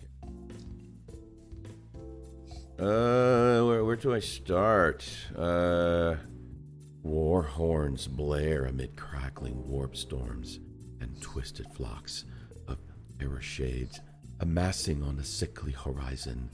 Yes, the Chaos Knight Army box is making its implacable advance, and the noble pilots of the Imperial Knights House are twitching with righteous fury. Both factions will be getting their new codex soon. How can any warrior hope to take down a baleful machine bearing the favor of the dark gods, you ask? The only way to fight such beasts is to steal and honor. To that end, the new codex, Imperial Knights, helps these valiant pilots draw upon the code chivalric, a stringent set of martial codes they follow during battle. Sorry. For a true scion of night world, victory only matters if the code is upheld, even against the treacherous, dread households. If every unit in your army has the Imperial Knights keyword, and they're all from the same household or free blades, who comes and goes as they please, and then when they're building your army, you must swear to 2 different oaths chosen from a pool of 4. Each oath comes in 4 parts: a pledge, a troth, and 2 chivalric abilities. Fulfill your pledges and you'll earn honor points throughout the battle. You begin with 1 point, giving you access to Chippendales all night long to honored abilities, but work your way up to Center Stage 3, up to 5 or 6 points, and your knights will gain powerful, virtuous abilities as their chivalry shines through. Ow! So I like that you start with 1 point, almost as if, just for remaining loyal to the Emperor. Right. you're automatically a bit chivalrous. Yeah, yeah. I mean, come on. You come in to the fight chivalric, right? So the army honor. So the number of honor points you start at 0. That means that your army's level of honor is dishonored, and 1 through 4 is honored. 5 through 6 is virtuous. Guard your virtue carefully, though. If you fail in your duties, you may commit a troth and lose precious honor points, even becoming dishonored and dropping your chivalric abilities entirely. So what sort of oaths can you swear? I could swear a lot. Take refuge, no challenge as an example. This oath is all about getting stuck in. Your pledge to destroy 2 or more enemy units with melee attacks each battle round. However, if you fall back from combat like a craven, then the troth condition is activated and you lose an honor point. Here they are. Oath, refuse no challenge. The pledge. At the end of each battle round, if 2 or more enemy units have been destroyed by melee attacks made by Imperial Knights, units from your army during that battle round, then you gain 1 honor point. Troth is, if any Imperial Knights units from your army fall back during a battle round, then at the end of the battle round, you lose 1 honor point. I mean, it makes sense. I mean, if it was like, oh, run away. Okay, I get it. It's like, hey, you dishonored. Yeah. Interesting. Because, that's a pretty common tactic with an Imperial Knight, because they can back up and shoot for no penalty. Yeah. This kind of, gives you encouragement to stay stuck in, Yep. Also, while that sounds really cool, killing 2 units in just melee isn't exactly the easiest thing, especially if your opponents are running, multiple small units and they just spread them out, Right. But I mean, it seems I like the concept of the idea. Yep. Yeah. I think it would make it. I think it makes it a little more. Okay. It returns the meta back to the knights. You know what I'm saying? It's just kind of cool. It's pretty neat. Honorable armies with this oath can use noble display, an honored ability which adds 1 to each hit roll your knights make for melee attacks if they are charged, or performed a heroic intervention this turn. It's perfect for putting down a rabid war dog carnivore in close combat. Oh yeah. Once you've revved up those upgraded chain blades to cut through a swath of foes, you'll qualify for the oath's virtuous ability. Mighty Display lets you re-roll advance and charge rolls, ensuring you're not stranded after stomping on your enemies, and making it all the more likely your noble scions will end up in close quarters where they belong. Ooh. Here we go. Honored ability, Noble Display. Each time this model makes a melee attack, if it made a charge move, was charged, or performed a heroic intervention, this turn, you add 1 to that attack's hit roll. Hell yeah. Yeah, that's pretty cool. Then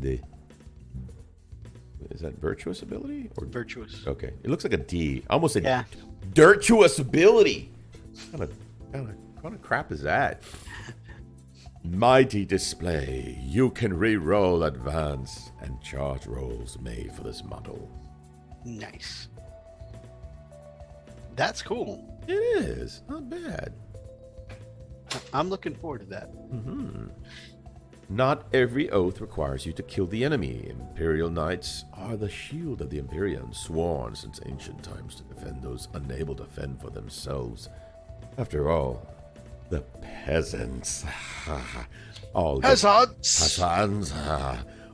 eaten by hungry aliens who till the fields for you. Wow.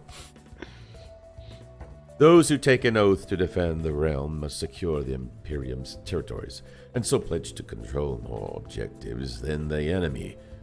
Conversely, the troth kicks in if you cede an objective. costing you an honor point if you end the turn with fewer objectives than you started with. That makes sense. Yeah. So, yeah. I mean, I think that makes it for interesting gameplay. Oath, which is defend the realm. Pledge. If at the end of your turn you control more objective markers than your opponent does, then at the end of that battle round you gain 1 honor point. Droth. If at the end of your turn you control less objective markers than you did at the start of your turn, then at the end of the battle point you lose 1 honor point. We're gonna have to play our knights again. Yeah. In fact, I mean, these cool bonuses, because it says you get these bonuses from a knight-only army. Right. Might convince both of us to finish building and painting our knights. I know you've got one more knight and no. and what, 1, 2 of the mini ones? No, I've got 2 knights. I've got that Castellan, something like that, knight, and then I still have. Oh Lord, I think.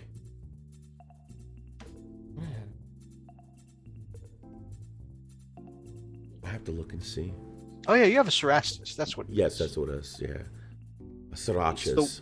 I love the one with the Vulcan Mega Bolter. Yes, I want to say Sriracha. I love that. Let's see.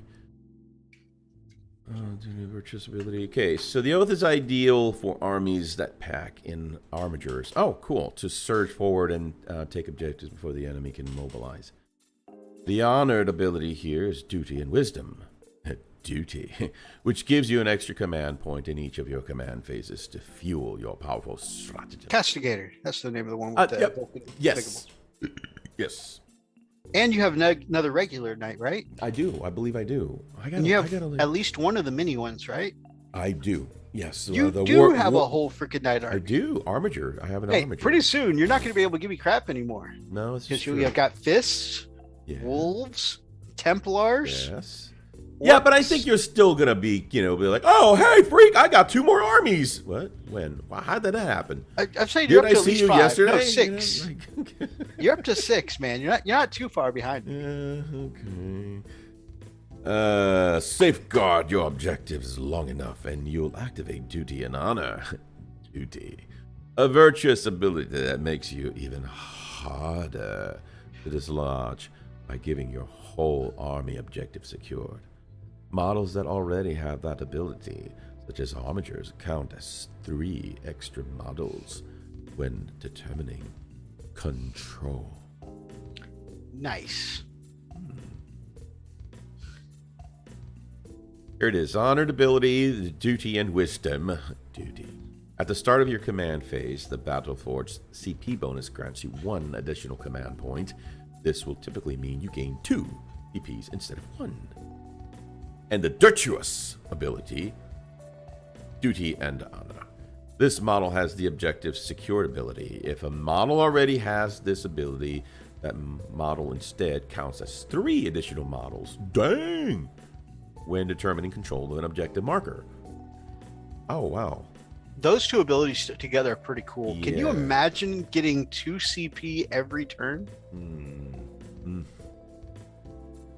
That's pretty awesome.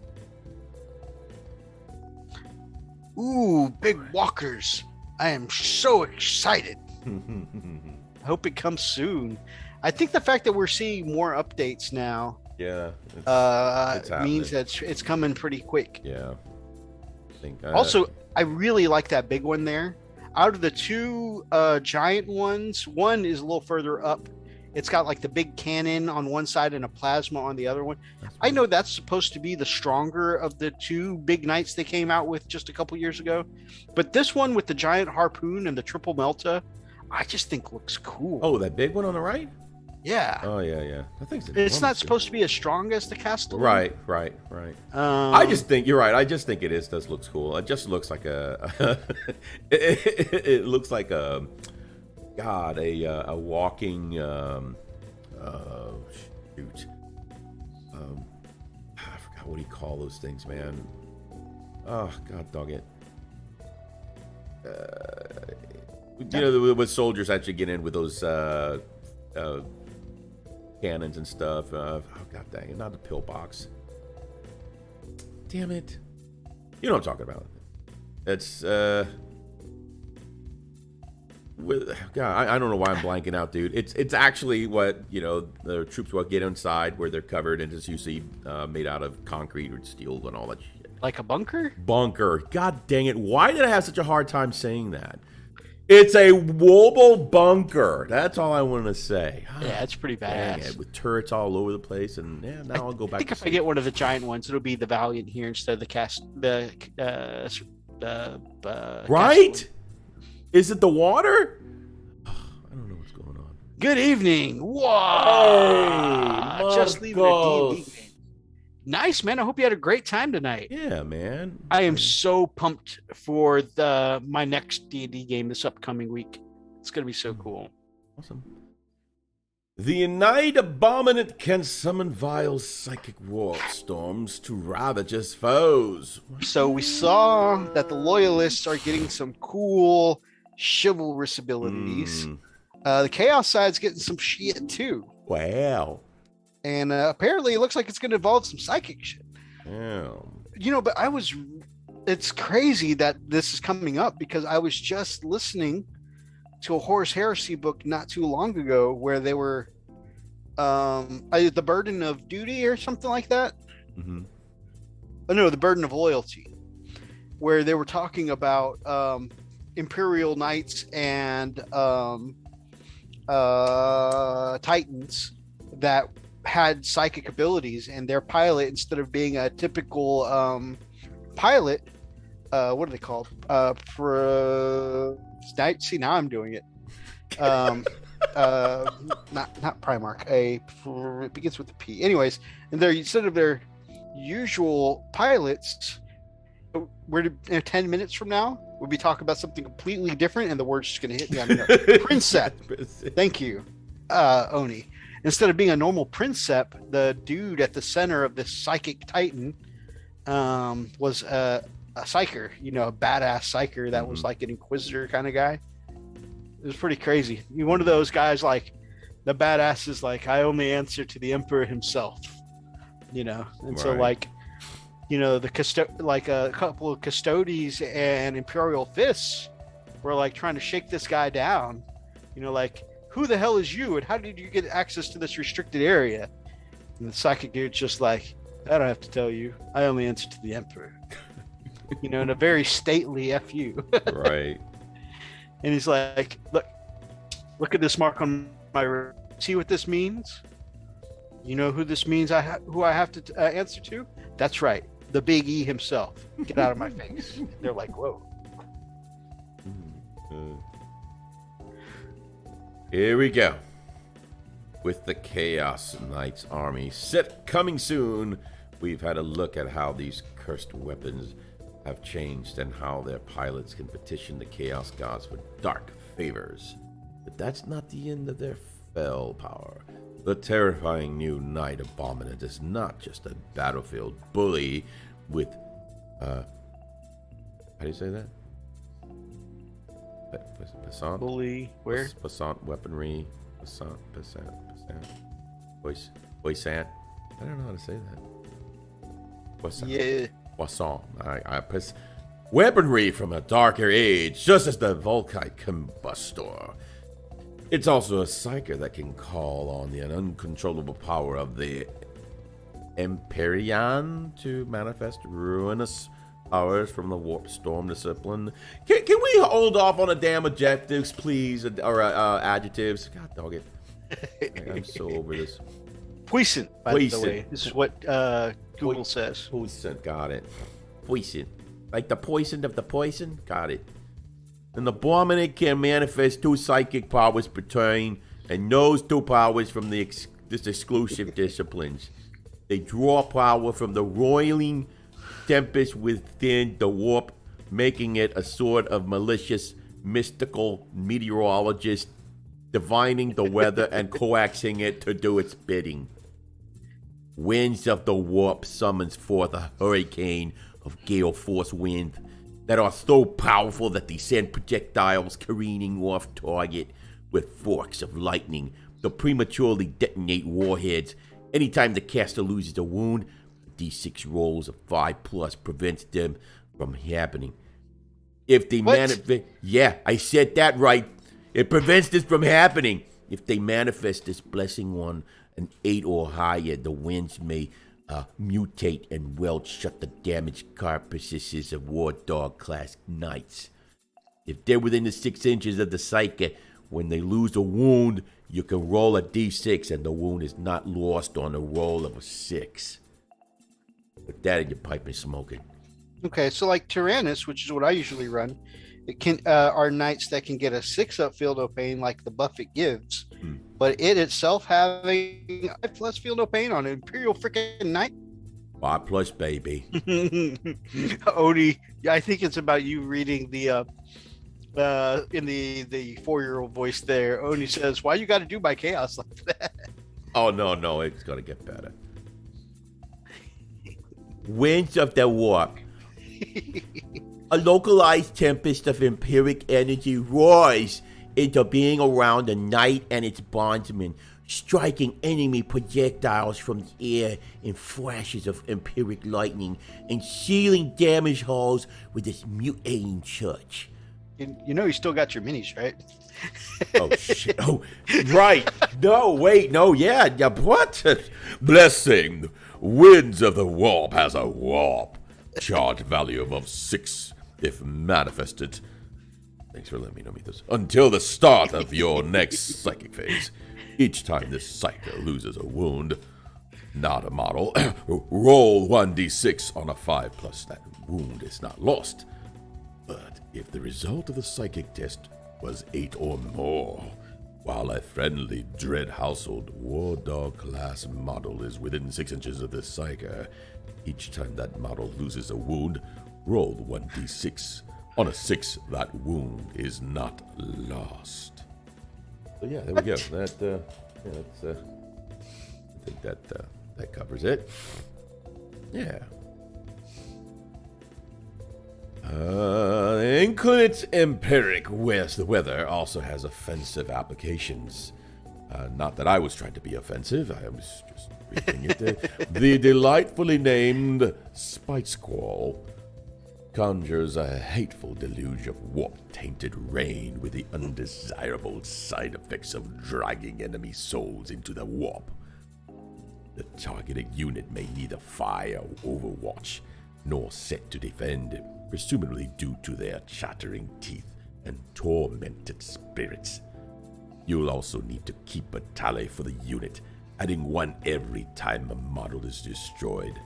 At the end of each phase, if the unit is still on the battlefield, you'll roll 1d6 for each tally mark, and for each roll of 5 up, the unit suffers 1 mortal wound as a demonic.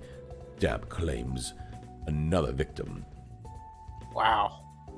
The tally rests at the end of each phase, so you'll need to coordinate your attacks to deal maximum damage. And know the true power of the dark side. Oh, sorry.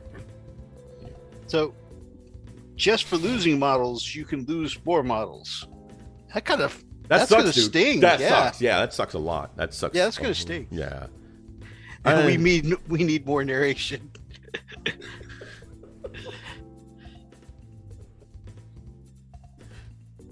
Okay. Spite Squall. Spite Squall, all right. Viscous black rain and is driven into the enemy upon howling and hateful winds. Bad enough that this bitter precipitation is freezing cold and blinding as it hisses viciously from armor and flesh. But as it drenches its victim's body, so too does it numb them and eventually drowns their souls. The malediction, called Spite Squall, has a warp charge value of 6. If manifested, select 1 enemy unit within 18 inches of the psyker unit at the start of your next psyker phase. That unit cannot fire Overwatch or set to defend. Keep a Spite Squall tally for that unit, adding 1 to that tally each time a model in that unit is destroyed. And at the end of each phase, if that unit is still on a battlefield, roll 1d6 for each mark on its spite scroll tally. For each roll of 5 up, that unit suffers 1 mortal wound. That unit's spite scroll tally is reset to 0 at the end of each phase. I am not playing Chaos for crap. Yeah, nah. That sounds pretty cool, man. Yeah. Could you imagine using that ability with a big ass knight to keep something like, Dark Eldar or Tau from Overwatching? Right. Yeah. That'd be amazing. Wow, there's so much to read. There are 4 more powers on offer, from coruscating lightning storms to hideous vortexes designed to tear your opponent's forces to pieces and scatter them to the 4 winds. But what if your Knight Desecrator wants a piece of the psychic action? Zinch! Zinch! Has you covered. Any Chaos pilot can, for the dubious price of pledging their immortal soul to the duplicitous changer of the ways, earn the gift of Pyrothrone for their knight. This cockpit fills the pilot's mind with the combined arcane knowledge of 999 long-dead magisters. Not 1,000, just 999. all you get. I think that's the whole, like in that Schwarzenegger movie, 999 is just 666 upside down. Oh, yes. That's all we give you. Pyrothrone, this stone mechanicum, burns with spectral flames out of which whisper the tormented geists of 999 sacrificed Zinchian magisters. A pilot who sits upon this stone finds their mind filled with their accumulated malefic lore, and so are able to manipulate the warp, summoning pillars of coruscating fire to emulate their enemies, or rebuffing psychic conjurations leveled against them. This model gains the Zinch keyword. If this model is not a Knight Abominant, it gains the Psychic keyword. It can attempt to manifest 1 psychic power in your psychic phase and attempt to deny 1 psychic power in your opponent's psychic phase, which would really suck. This model knows Spite and 1 power from the Warp Storm discipline. If this model is a Knight Abominant, it knows 1 additional psychic power from the Warp Storm discipline, and it can attempt to manifest 1 additional psychic power in each of your psychic phases, and knows where your mama lives.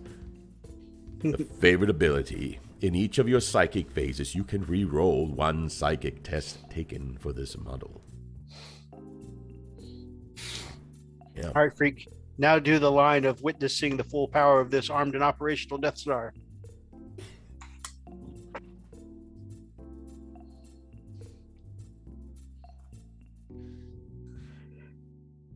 I used to know that one really good. You know, I have to say that Nighthead, even though it's all evil and stuff, that Nighthead with the tusks on it looks really cool. Oh, that one? Oh, hell yeah. And the whole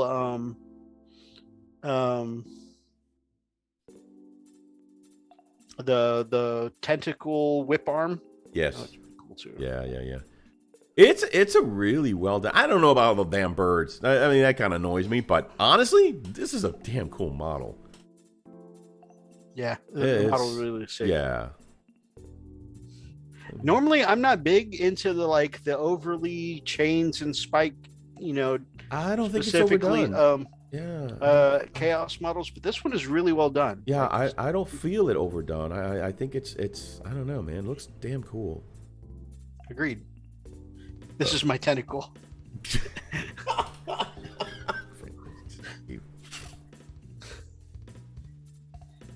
Let's see. In short, this gives the model that Zinch keyword, provides any knight who isn't an abominant the psychic keyword, and grants the ability to manifest and deny 1 psychic power. If they are already in abominant, their power is multiplied to manifest and deny psychic powers up to 3 times a turn. Holy crap. Okay, so you can keep denying and denying, and I got it. Okay. Couple that with the favorite ability, which you earn for racking up the kills for your demonic patron. And you can turn one of these Tusk Knights into a maelstrom of metaphysical power and make Zeus proud. Holy crap, man. Woo, I wonder how many points that bad boy is. Probably same as any other night, huh, you think? Probably close. Although, I'm not sure if that's going to be equivalent to, like, the regular knights that we've used in battle before, like the Questores. Yeah. Or if that's going to be more around the price of the big, I don't remember what they're called, the bigger knights. Yeah. Talk to the good people. I'll be back. The Valiant and the Castellan.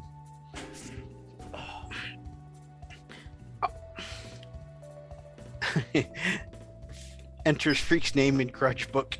Hey, as long as it's not a Death Note book. Let's see. Chaos Knights are the best knights. You know, like I said, I normally am not into the whole chaos aesthetic, but like that one is well done. And I'm definitely not usually a fan of like and a lot of them are like 3D prints or conversions of, but the knights that are like more fleshy or more pussy or more Nurgle in general. But or like I said, some of the designs I've seen are just like covered it. One of like the first Chaos Knight that came out, where it's covered in all the extra spikes, and then like I think 2 of the spike ridges on its shoulders or on its back are like has a flayed skin sheet stretched across it. That's a little over the top for my taste, my particular taste. I do prefer a cleaner aesthetic, but like that one we were just looking at with the tusks and whatnot, that was really awesome looking.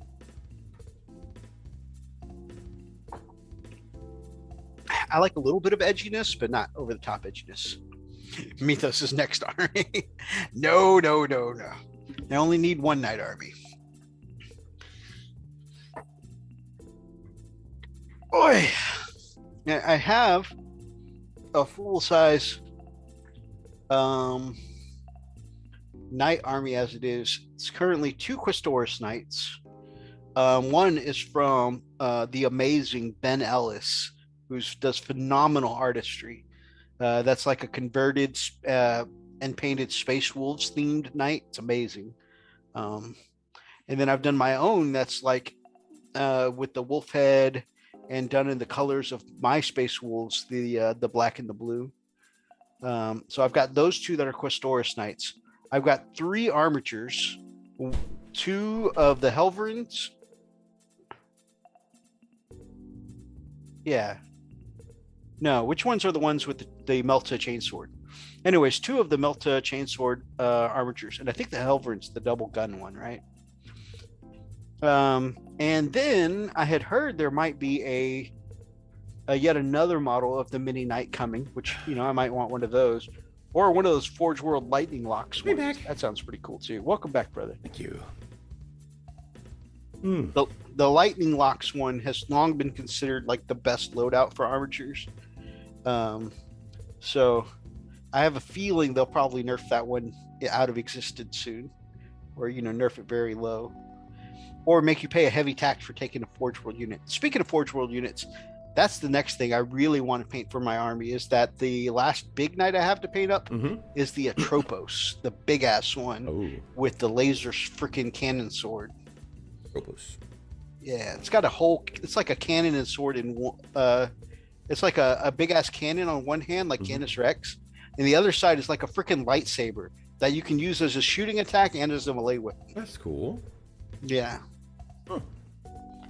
Here, so a lot of people talk about when GW used to encourage kit bash, and I love this article because it's like bringing back those days. Mm-hmm. Need to bulk up a Bane blade, add the Battlezone Fronteras terrain. See, this is like those old school articles they used to do with, make your own kit bash for conversion. Let's check out this Bane blade that's beefy as hell. That's just so freaking cool. How the hell? It looks like they put some terrain around it? Yeah. That's so freaking that is a whole ass terrain bunkers set. It made it work, didn't it? Yeah. It really looks good. Let's see. New Battlezone Fronteras Nashman terrain is set as a modular medley of rugged Imperial terrain. We've already heard how the studio designed it to complement match play, blah, blah, blah. This is just the actual... Then Pete the Wargamer Harrison took one look at Battlezone Fronteras before deciding what it needed was some tank treads and a big gun. We found out how he went about building it, his own custom Colossus. It's sick. I've always loved super heavy tanks, so being able to create my own was always an ambition. After getting my hands on the Battlezone Fronteras terrain, I knew it would create an excellent basis for my own armored behemoth. I just don't have that. Pete the Wargamer, he's a YouTube channel, right? I think so. He sounds very familiar. I'm sure somebody in the chat probably knows, but I want to take a second to look this up just because that's kind of cool for them to promote a YouTuber. Yeah. Yeah, I was about to say, I could swear I followed a couple of his guide or a couple of his conversion videos before. Hell yeah. You know, it's funny. It's almost like they're listening to our show, right? I mean, I don't think they really are, but I don't know, maybe. We were just talking about this. We were actually talking about how, at one point, GW came in really gung-ho. They want to listen to the, to the player and the consumer, and then they started kind of getting away from it. And we even said, you need to get back to listening to your consumers again. I would have loved, as to see them, acknowledge their YouTube community, maybe a link to his channel or something like that, or even good. But they did at least, they did call him out as Pete. Harrison. So I mean that's awesome. I love I'm not taking anything away from. I'm just saying that one extra detail would have been a great next step. Absolutely, for sure. The fact that they're highlighting one of us, I mean, I say one of us, like we're, a multi-thousand successful channel with, these phenomenal conversions and paint jobs. Hey, we're close. It's still close. One of us. Yeah, we're good. Yeah, that's about right. Look at that, man. It's so cool, man. It's freaking amazing, dude. He's done phenomenal work here. And you know what? They're not going after him.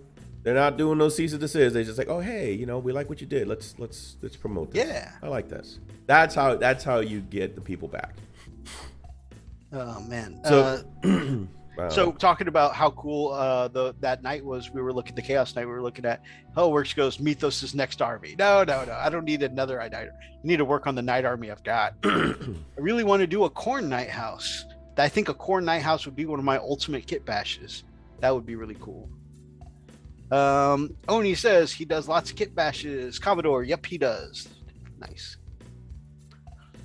Oh wow! So this is what he does. He by mixing tracked sections of Baneblade with the top and side panels from the Fronteras landing pad, this gave me an even larger chassis than the regular Baneblade, with plenty of room to add weapons and details. That's so cool. It really reminds me of like the top there, especially looking at top down, reminds me of like the front of an aircraft carrier, and how people can like actually run out across the deck and whatnot. Yeah. That's so cool. Equip the Storm Saber, as I christened this the original variant, with some offensive capabilities. I first modeled the superstructure of the Shadow Sword to fit the top of my landing pad hull.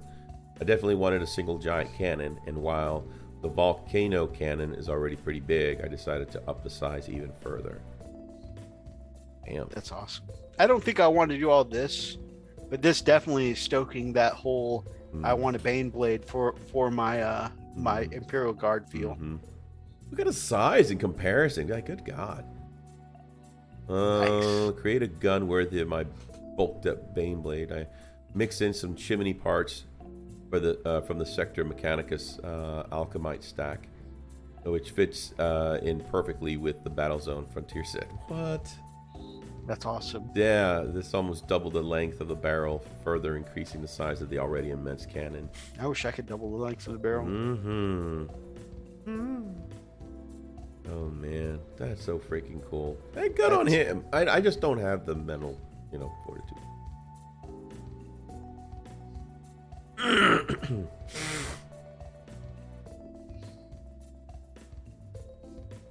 I have a Bane blade that I haven't finished looting. Man, I can't wait to see when you're done with it, brother. So this one, again, we don't play Necromunda, but I always love putting it up here in our articles because I love the way Necromunda looks, and this vehicle fits right up that alley. I'm like, I want to use that for something 40K. I don't know what, but I want to use that for something 40K. Meet Vespa Minx Merdena, the Orlok bounty hunter with the best coifer on all Necromunda. Here we go. I think it would be a great orc machine right there. I was thinking about that. I mean, he's already kind of beefy and heavy set. Put an orc head on him. Yep. And then, I mean... Yeah, change that to a grot. Or, I've got a couple sexy orcs from the 3D print. Maybe just paint her up green. Yeah, this is true. It's true. You need one like this for your orcs. Huh. Yeah. Because the whole biker gang aesthetic really kind of does fit, a bit of an orky appeal there. Yes, sir. Yeah. You're right. Just paint them green. Yep. Change the head out. Yeah. And then, I don't know, I think it'd be cool to run her as like, what do you call one of the, geez, I have 4 of them. The little helicopter dudes. Man, what is with us and words tonight? I don't know, dude. I don't know what's going on. I mean, Defcopter. Defcopters. There they go. I was thinking helicopter dudes, what we do at Chippendales, but that's not what we do. Helicopter D, helicopter D. Yeah. Helicopter D, oh, yeah. Here it goes. Here comes the nacho cheese. Oh, wait. Accept the cookies. What are you twirling? That's why we started adding the passwords into our shows. Right. Did I not do this? No, I did not. This is the more chaos crap. I mean stuff. More chaos. Yeah. Yay. It's your water. Earn the favor of the dark gods to make your massive killing machines even more unstoppable. Chat did say earlier that they suspected vodka in your water bottle. This is true. They did say that. The accursed idolaters, the dread household are busy bathing the joints of their master's war machines in the blood, offering sacrifices to warp-charged engines and bolting as many spikes onto twisted hulls as possible. That's right. Man, so they bathe all of the internal skeleton moving parts of the knight in blood. Then it sits out there in the hot sun. Man, I bet these war machines smell a treat. Oh, they smell wonderful. Nothing smells better than a sun-baked, bloody, sun-baked roadkill machine. Yeah, probably like bacon wrapped in. That's right. The Dark Knights will soon thunder into action in the upcoming Chaos Knight army set, which features the new Knight Abominant and 2 loping war dogs, alongside a special edition of the new Codex, Chaos Knights. Okay, so you get these 2 guys along with this bid bag. That's actually cool. I wonder. Oh, I like the other one better. This one's a little. It looks like overall looks cool, but a lot of the details. It's just a little over the top for me. Yeah. But that's just my taste, my aesthetic. I personally like the other Knight better, but this one is still cool. Oh, Favor of the Dark Gods. There we go. War Dog class 5. That's just for your Okay, so this worthy- seems like the pretty direct equivalent of the loyal, honor yes, system. yes. Abhorrent class 10, Tyrant class 15. Are you impatient revving your new improved Reaper Chainblade? Are you sick of blunting your metal teeth on sacred relics and advanced force fields? Corn's blood Here we shield go. sulfur, A corn theme for Brother Thomas. There you go. Offers an answer to such trickery. Give a knight the corn keyword, and you'll be able to shut down all in. Wow, that's a misspelling. Shut down all invulnerable saves for your foe and yourself once per battle. At least that's once per battle normally. Offer enough skulls to Khorne, say, from Dark Reapers who just lost their fancy aspect armor and vulnerable saves, and you'll get the chance to trigger the ability a second time. Oh my gosh. A second time, really? Why? Why?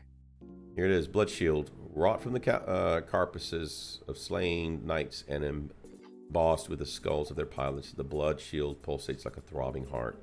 When activated, psychic barriers are silenced and force fields blink out of existence, opening a window of opportunity for unbridled carnage to erupt. Wow. Okay, so this model gains the Khorne keyword. Once per battle at the start of the fight phase, the bearer can activate the blood shield. When it does, until the end of that phase, each time a melee attack is made by the bearer, invulnerable saving throws cannot be made against the attack.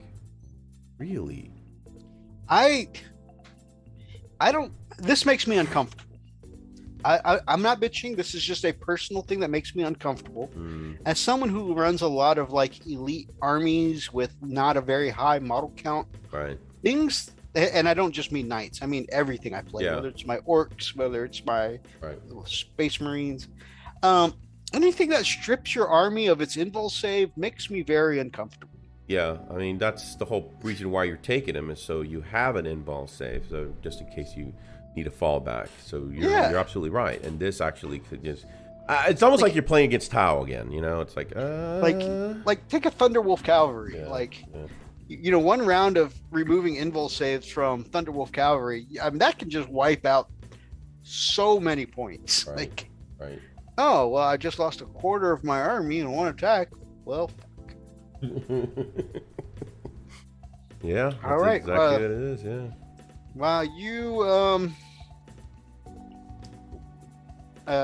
While you finish your attacks here, let me know what saves to make. I'm gonna be over here in the corner, Right. playing with my other mini. Yes. I'm actually going to pack my stuff because we'll be done soon. Oh. Yeah, if this model is a Knight Abominant, it loses the Psyker keyword and cannot manifest psychic powers, etc. But its weapon skill characteristics is improved by 1, and its attacks characteristics is increased by 1. So great. Wonderful. Lovely. Good. What do you mean playing with your other mini? You got models in reserve? Something like that. The Subjugator Machine Spirit. Agile and deadly, Subjugator Titans are Slaneshi god machines far more powerful than the greatest knights. Nonetheless, the sundered machine spirit of just such an engine has been bound within this knight's suit, and now strains at the overloaded senses of pilot and steed until both are ready to burst asunder. Only by satisfying the subjugator's constant desire for savage combat are they able to stave off this grisly fate. This model gains the Slanesh keyword in your movement phase each time this model advances or falls back. Until the end of your shooting phase, it counts as having remained stationary. What? You're kidding me. You can fall back and still... I mean, what will be some of the other advantages of that? I don't know. It must be some ability that goes with remaining Yeah. station. Now, you know, these charge while previews tend to do that. They give you a piece of something Yeah, about the whole yeah. picture. Within a turn in which it advanced or fell back, not eligible to declare a charge. This model is eligible to declare a charge within a turn in which it advanced. A what? You can fall back and charge again? Why is that listed as an ability? They must be changing how knights work because, before, because knights had the keyword for being a big ass machine. They used to be able to fall back and charge already, right. like all knights. Right. So this tells me that they might be changing that in the upcoming codex. We're taken by battle lust. A knight gains the Slaanesh keyword and counts as having remained stationary when shooting. Here we go. When shooting, even if advanced or fell back that turn, rush into unleash hell with your Avenger chain cannon or dance out of combat while laying down shots with your laser destructor. Feed Slaanesh enough souls, and the chosen knight will be able to charge in the same turn as well. That's crazy. Yeah, that's interesting. So I guess the whole thing about knights being not Titanic, but whatever the word used to be for being a big ass machine, that let them do that before is going to change. Okay, so this is Undivided, that little symbol with the 8-pointed star there. Yeah. So Undivided is if you don't pick a god, you want to worship all of them. All right. Blessings of the Dark Master. Okay. So the pilot of this knight gives worship to a demonic demigod that embodies the manifold might of Octet. They and their mechanical steed are blessed in return with a modicum of their Dark Master's power, which manifests about them as an obfuscating cowl of shadows. This model gains the Pantheon Undivided keyword. Each time an attack is made against this model, your opponent cannot re-roll the hit roll, cannot re-roll the wound roll, and cannot re-roll the damage roll. So I'm imagining that if, like with my Imperial Fist ability, that can re-roll. I mean, is this what they're talking about? Yeah, it looks like it turns off your reroll ability. So if you put Lysander next to your eliminators. Oh no! I'm thinking, what's his name? Torgaradon, which has. That's what I meant. Torgaradon. Yeah. Put him next to your Eradicators, and they fire, and you're like re-rolling everything, and they'd be like, "No way. Yeah. You ain't re-rolling shit." So much for him being a night killer. Well, I mean, I think. I know this is specific. This is a specific. Yeah. So. He could beat up other knights. Yeah. It would be against this specific model. Yeah. And plus, Torgaradon's still a badass. You could probably go up and punch it. Yeah, it's true. Yeah, each time an attack is made against this model, an unmodified hit roll of 1 to 3 for that attack fails, irrespective of any abilities that the weapon or that model making the attack makes. Wow, they're really making it harder to destroy this thing. This umbral boon prevents your opponent from re-rolling hit wounds and even damage rolls. Cut down enough enemies in the name of the Shadow King, and unmodified hit rolls of 1 to 3 will always fail when they target the gloom-touched knight, making your formidable knight tyrants non-unstoppable. All right. Yeah, man. That's ridiculous. That's pretty strong. Ooh, 2 wounds are only the beginning for Chaos Space Marine Legionaries. So on that note, since that seemed like a direct comparison to the honor system that the Loyal Knights are going to have, I'm not going to bitch a little bit, but I'm just going to put it out there.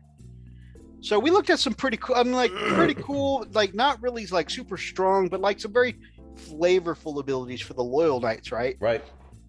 Hitting on 2s in melee seems pretty cool.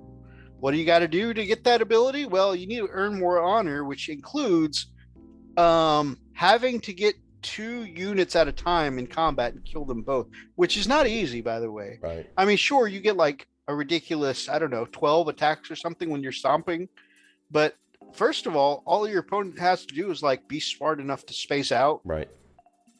Let me measure. can you fit a knight between these two models? The answer is yes. Move them a little further. That's not that hard.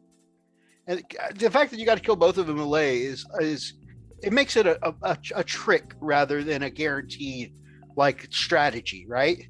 Right. It's going to be very situational. Hitting on twos is pretty good. What's the other thing it does? Lets you advance and charge. Mm-hmm. I mean, okay, that's pretty good. But you compare that to the chaos ability. I'm going to turn off invul saves. I'm going to turn off rerolls for my opponent. I'm going to you can only hit me on a 4+. I feel like one of these peckers is bigger than the other. Yes. Want to see a pecker? Is it just me? Do these abilities? No, it's not. I think Chaos wound up getting a little more, The purpose of a preview is to get you hyped up for this, right? Right. And if they're trying to hype us up, let's say our company's throwing us a dinner, man. Mm-hmm. And we're looking forward to all week. Yeah, they've been saying they're going to hype you. They're going to buy us dinner. Oh yeah, man. I mean, they're picking us up some Whataburger. That's pretty awesome. I'm not going to turn down a free meal. Yeah, that's great. Yeah. Hell yeah. You talk to the other department. Hey, man, what are they getting you? They're getting us Whataburger, man. I'm pretty hyped. Oh, they get you Whataburger? Shit, man, they're taking us to Texas Roadhouse. pretty much. Suddenly, you're not going to feel so hyped about that Whataburger, right? Right. You're looking at your burger. Why did I say Whataburger? Man, if Brother Ethan's watching, and you should never talk about the church like that. But anyways. No, you're right. I mean, dude, there's a lot of. Oh man. It just what they previewed for the loyal side was like that's pretty cool. That's pretty nice. It's pretty flavorful. Hey, this is what we give you. It's kind of cute, yeah. And then all of a sudden, chaos. Like what? Yeah. Chaos. Well, what about chaos? Chaos. Okay, I get it. So I want to go to the steakhouse. No, man, they're buying you Whataburger. Okay. No, you can't even come to the restaurant. What? Yeah, they won't let you in. And just you and me on the outside of the window looking in the steakhouse. Yep. And then next you know, cops show up, start carting us away. Wait! But what we have done is we've managed to get Brother Thomas hyped up. Oh, he's going to pre-order the Chaos Knight Codex as soon as possible. Yeah, he wants a piece of that action, don't he? Oh, yeah. Chaos Marines are getting better. Yep. Instead of it's just a little minor changes here and there, but it looked good actually. Yeah. This I'm actually excited for. So they bumped them from 1 wound to 2, which is good. Which we've been waiting for a while. Yes, sir. The number of attacks, instead from 1, they popped them to 3. And the leadership, instead of a measly 7, they made them on par to most Marines to 8. So that's good. It's about right. Someone closed the blinds. They're getting smudges on the glass. So I saw, because obviously, I watch like whenever they put out a new Auspix Tactics video. I watched this, and a lot of people in the comments section that were loyalists were livid about how many attacks Chaos were getting.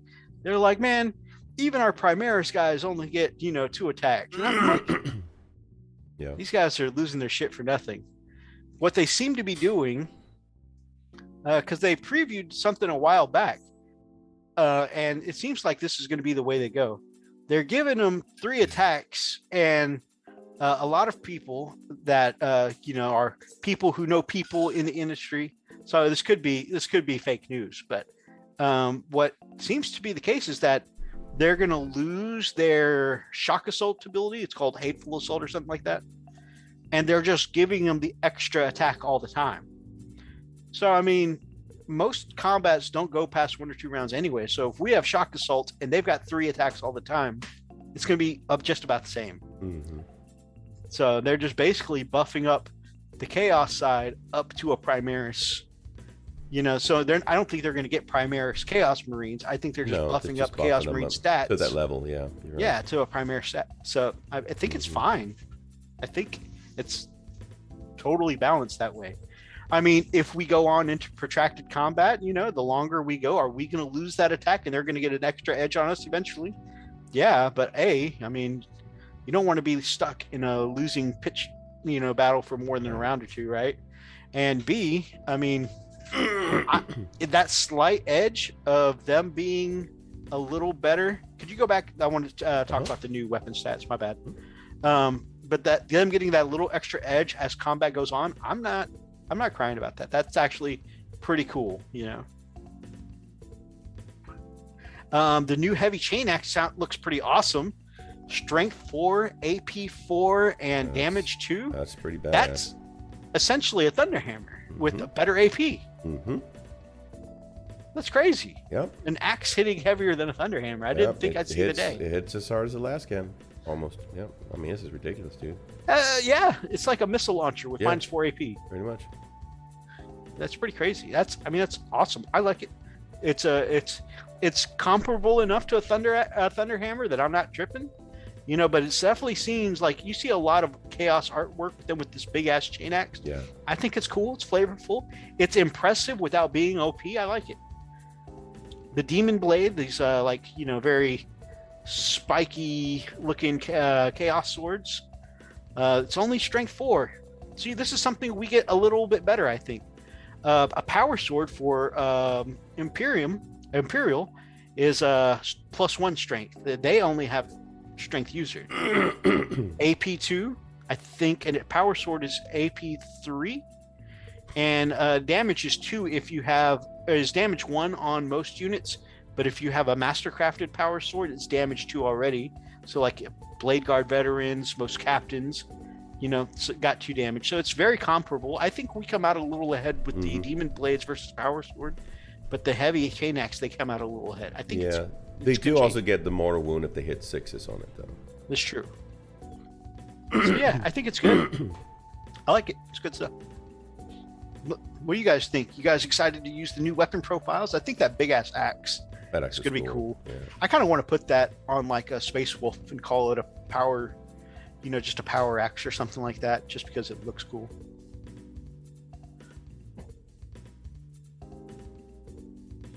So we were talking earlier about those mini knights in our armies. Armatures. Yep. And the veteran knights apparently can confer some kind of bonus to the armatures. All right. See, they're equerries. Is the folly of mercy. Verse to serve no mercy. So if this teaching is inspiring, select one noble household armature class model within 12 inches of his mentor. Or that model can perform an action and make a normal move and shoot without that action failing. Oh. Let me see. Okay, so it's good for doing objectives. Here it goes. So once you've instructed an armature class ally within 12 inches, it can perform an action even while staying mobile and laying down with withering fire, perfect for securing crucial secondary objectives without missing a beat. These strict teachings or teachers can also expound at least on the importance of the code chivalric. The battle-forged army will hit the table wielding the righteous power of 2 oaths. With the warrior's hope, you can throw a surprise test and ask students to recite a third. If this teaching is expiring, select one noble household armature class, 12 inches of this model, or this mentor. Select one oath from the code chivalric that is not active for your army. That oath is active for the armature class model, and it gains all the relevant chivalric abilities for your army's level of honor, but it does not gain that oath's pledge of troth. Note that this oath is active even if every unit from your army does not have the Imperial Knight's keyword. Interesting. So, you know, it says if this is inspiring, that's what chaplains do. Is when they cast their chaplain buffs, they do the whole inspiring thing. Right. So it's kind of cool because you see that the chaos side gets some psyker knights, right? And our knights get kind of like a chaplain buff to them. Right. That's pretty cool. And then you have the virtue of courage. If this teaching is inspiring, within 6 inches of this mentor, Each time that model makes an attack on an unmodified hit roll of 6, one additional hit is scored. Oh man, can you imagine those thermal lances, D6 dammies, getting extra hits? That's crazy. Dude, hitting somebody with an extra melta sounds awesome. Okay, all right, I'm gonna take this one. You know, I like that. That's pretty strong. That is, I'm gonna say, comparable to the psychic spells that Chaos gets. I like that a lot. Definitely, man. And newly upgraded Reaper chain cleavers. Oh, that's cool. Mm-hmm. So it looks like there's some cool stuff coming for both knights of both sides. I'm excited to see. It definitely is going to give me some motivation to finish painting this knight army that's been a work in progress. What year did we put out that video with our showcases of our knights? Oh, wow, I don't remember. Frost. It was in January, I want to say, Fists, or February actually. Frost and Fist Knight. Imperial Knight Showcase 3 years ago. Wow. Okay. Where's yours? Wow. I think I used mine with a green screen. I don't remember. Oh yeah, I just typed in Frost and Fist Knight and mine pops up, but I don't see yours. Maybe Hawkshroud. Maybe if I put in Frost and Fist Hawkshroud.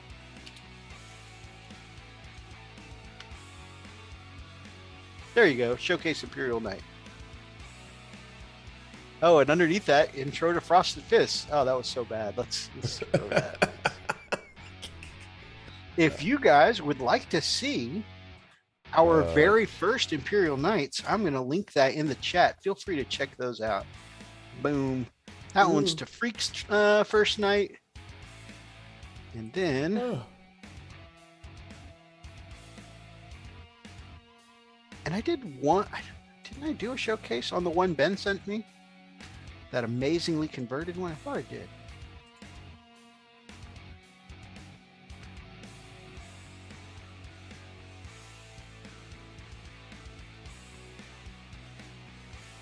Your videos. All right, and that's my first night. So, yeah, check those out, guys. I'm really proud of how our nights look. And then if you want to see the most sour battle report of all time, it was the first time we used our knights against each other. And I'm not talking like I was sour, he was sour. We were both just... We were so pissy. Both of... I think that was because, you know, we'd been hanging out so much, our period synced. And... yeah, we were just so moody that day. Oh my god. Oh my gosh. Yeah, content, all videos. No, I don't want to go to studio.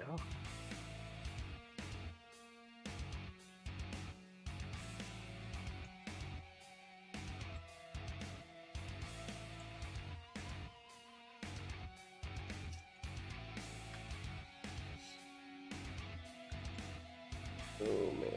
I feel like I'm positive I did one on the one Ben sent.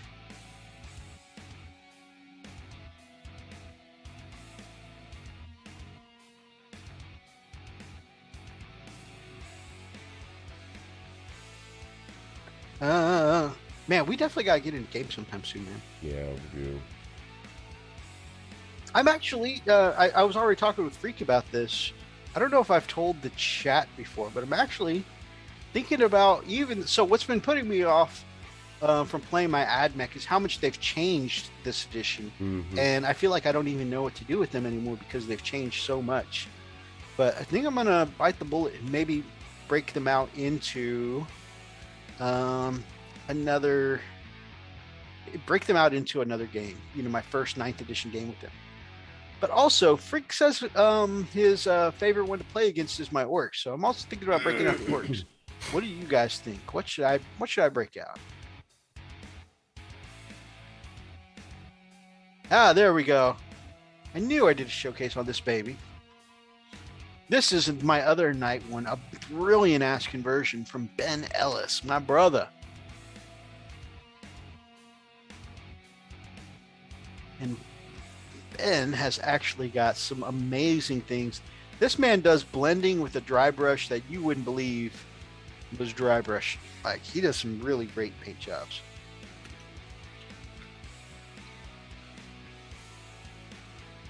Ben Ellis Space.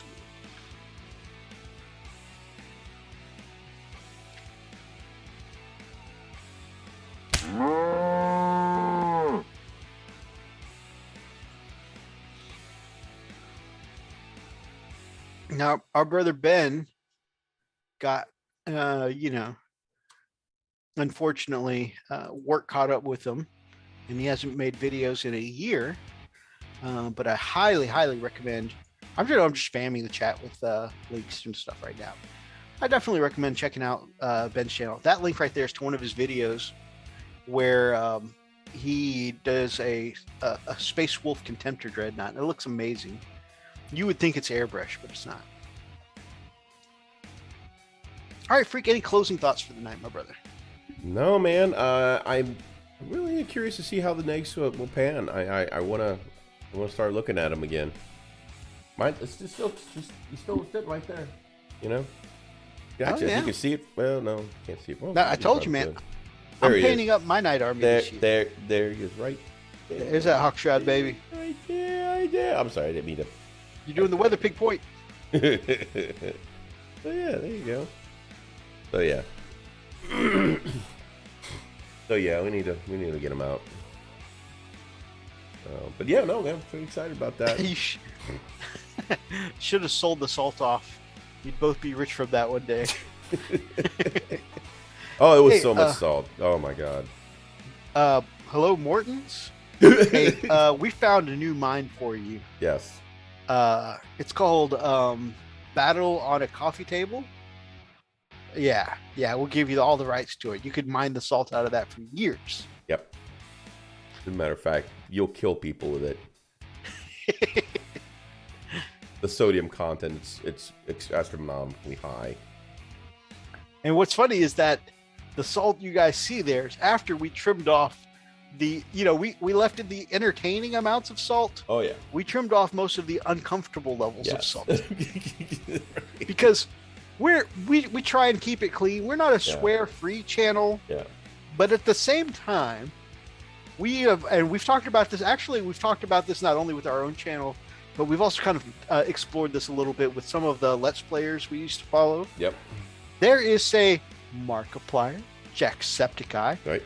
Darklight Dreamer. Yep. Those who can fill their content in their games with a level of salt and swearing that's entertaining. It's funny as hell to watch. There's a reason why the moment Markiplier threw his chair while trying to play Getting Over It is one of the most memed, Let's Play moments in YouTube history. But then there's like beyond that level of salt, there's this is just uncomfortable. Those are the parts we cut out of that. Yeah, we're like, I think we'll run people away from this. The pep talks in between where we had to convince each other, like, man, it'll be okay. It's not. Get off the banister. It's not worth it. It's not worth it. Thomas votes for orcs. I do like playing the orcs. Yeah, that's fair.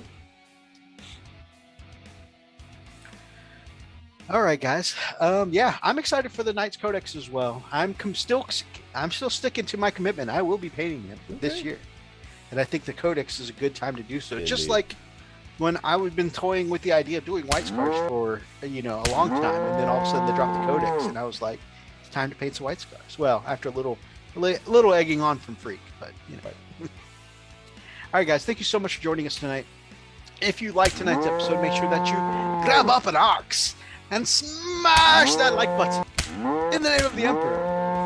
Drop some comments down below if you're watching from the archives. Feel free to be part of any of these ridiculous conversations. Yeah. Oh, I'm sorry you didn't get the notice, my brother.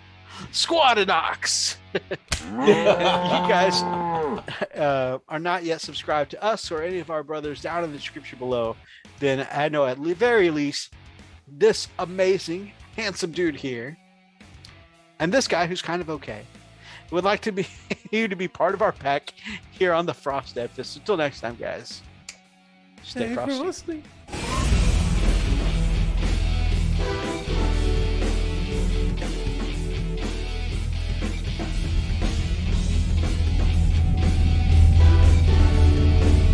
How to keep your what?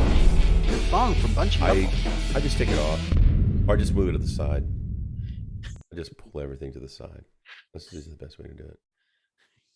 I'm serious. It's just why fight it? You know what I'm saying? Because eventually it's just butt floss. You know what I mean? And you have to change it anyway. You know, especially after that night. It's true. It's true. I will never forget it. I still have the rope burns to prove it.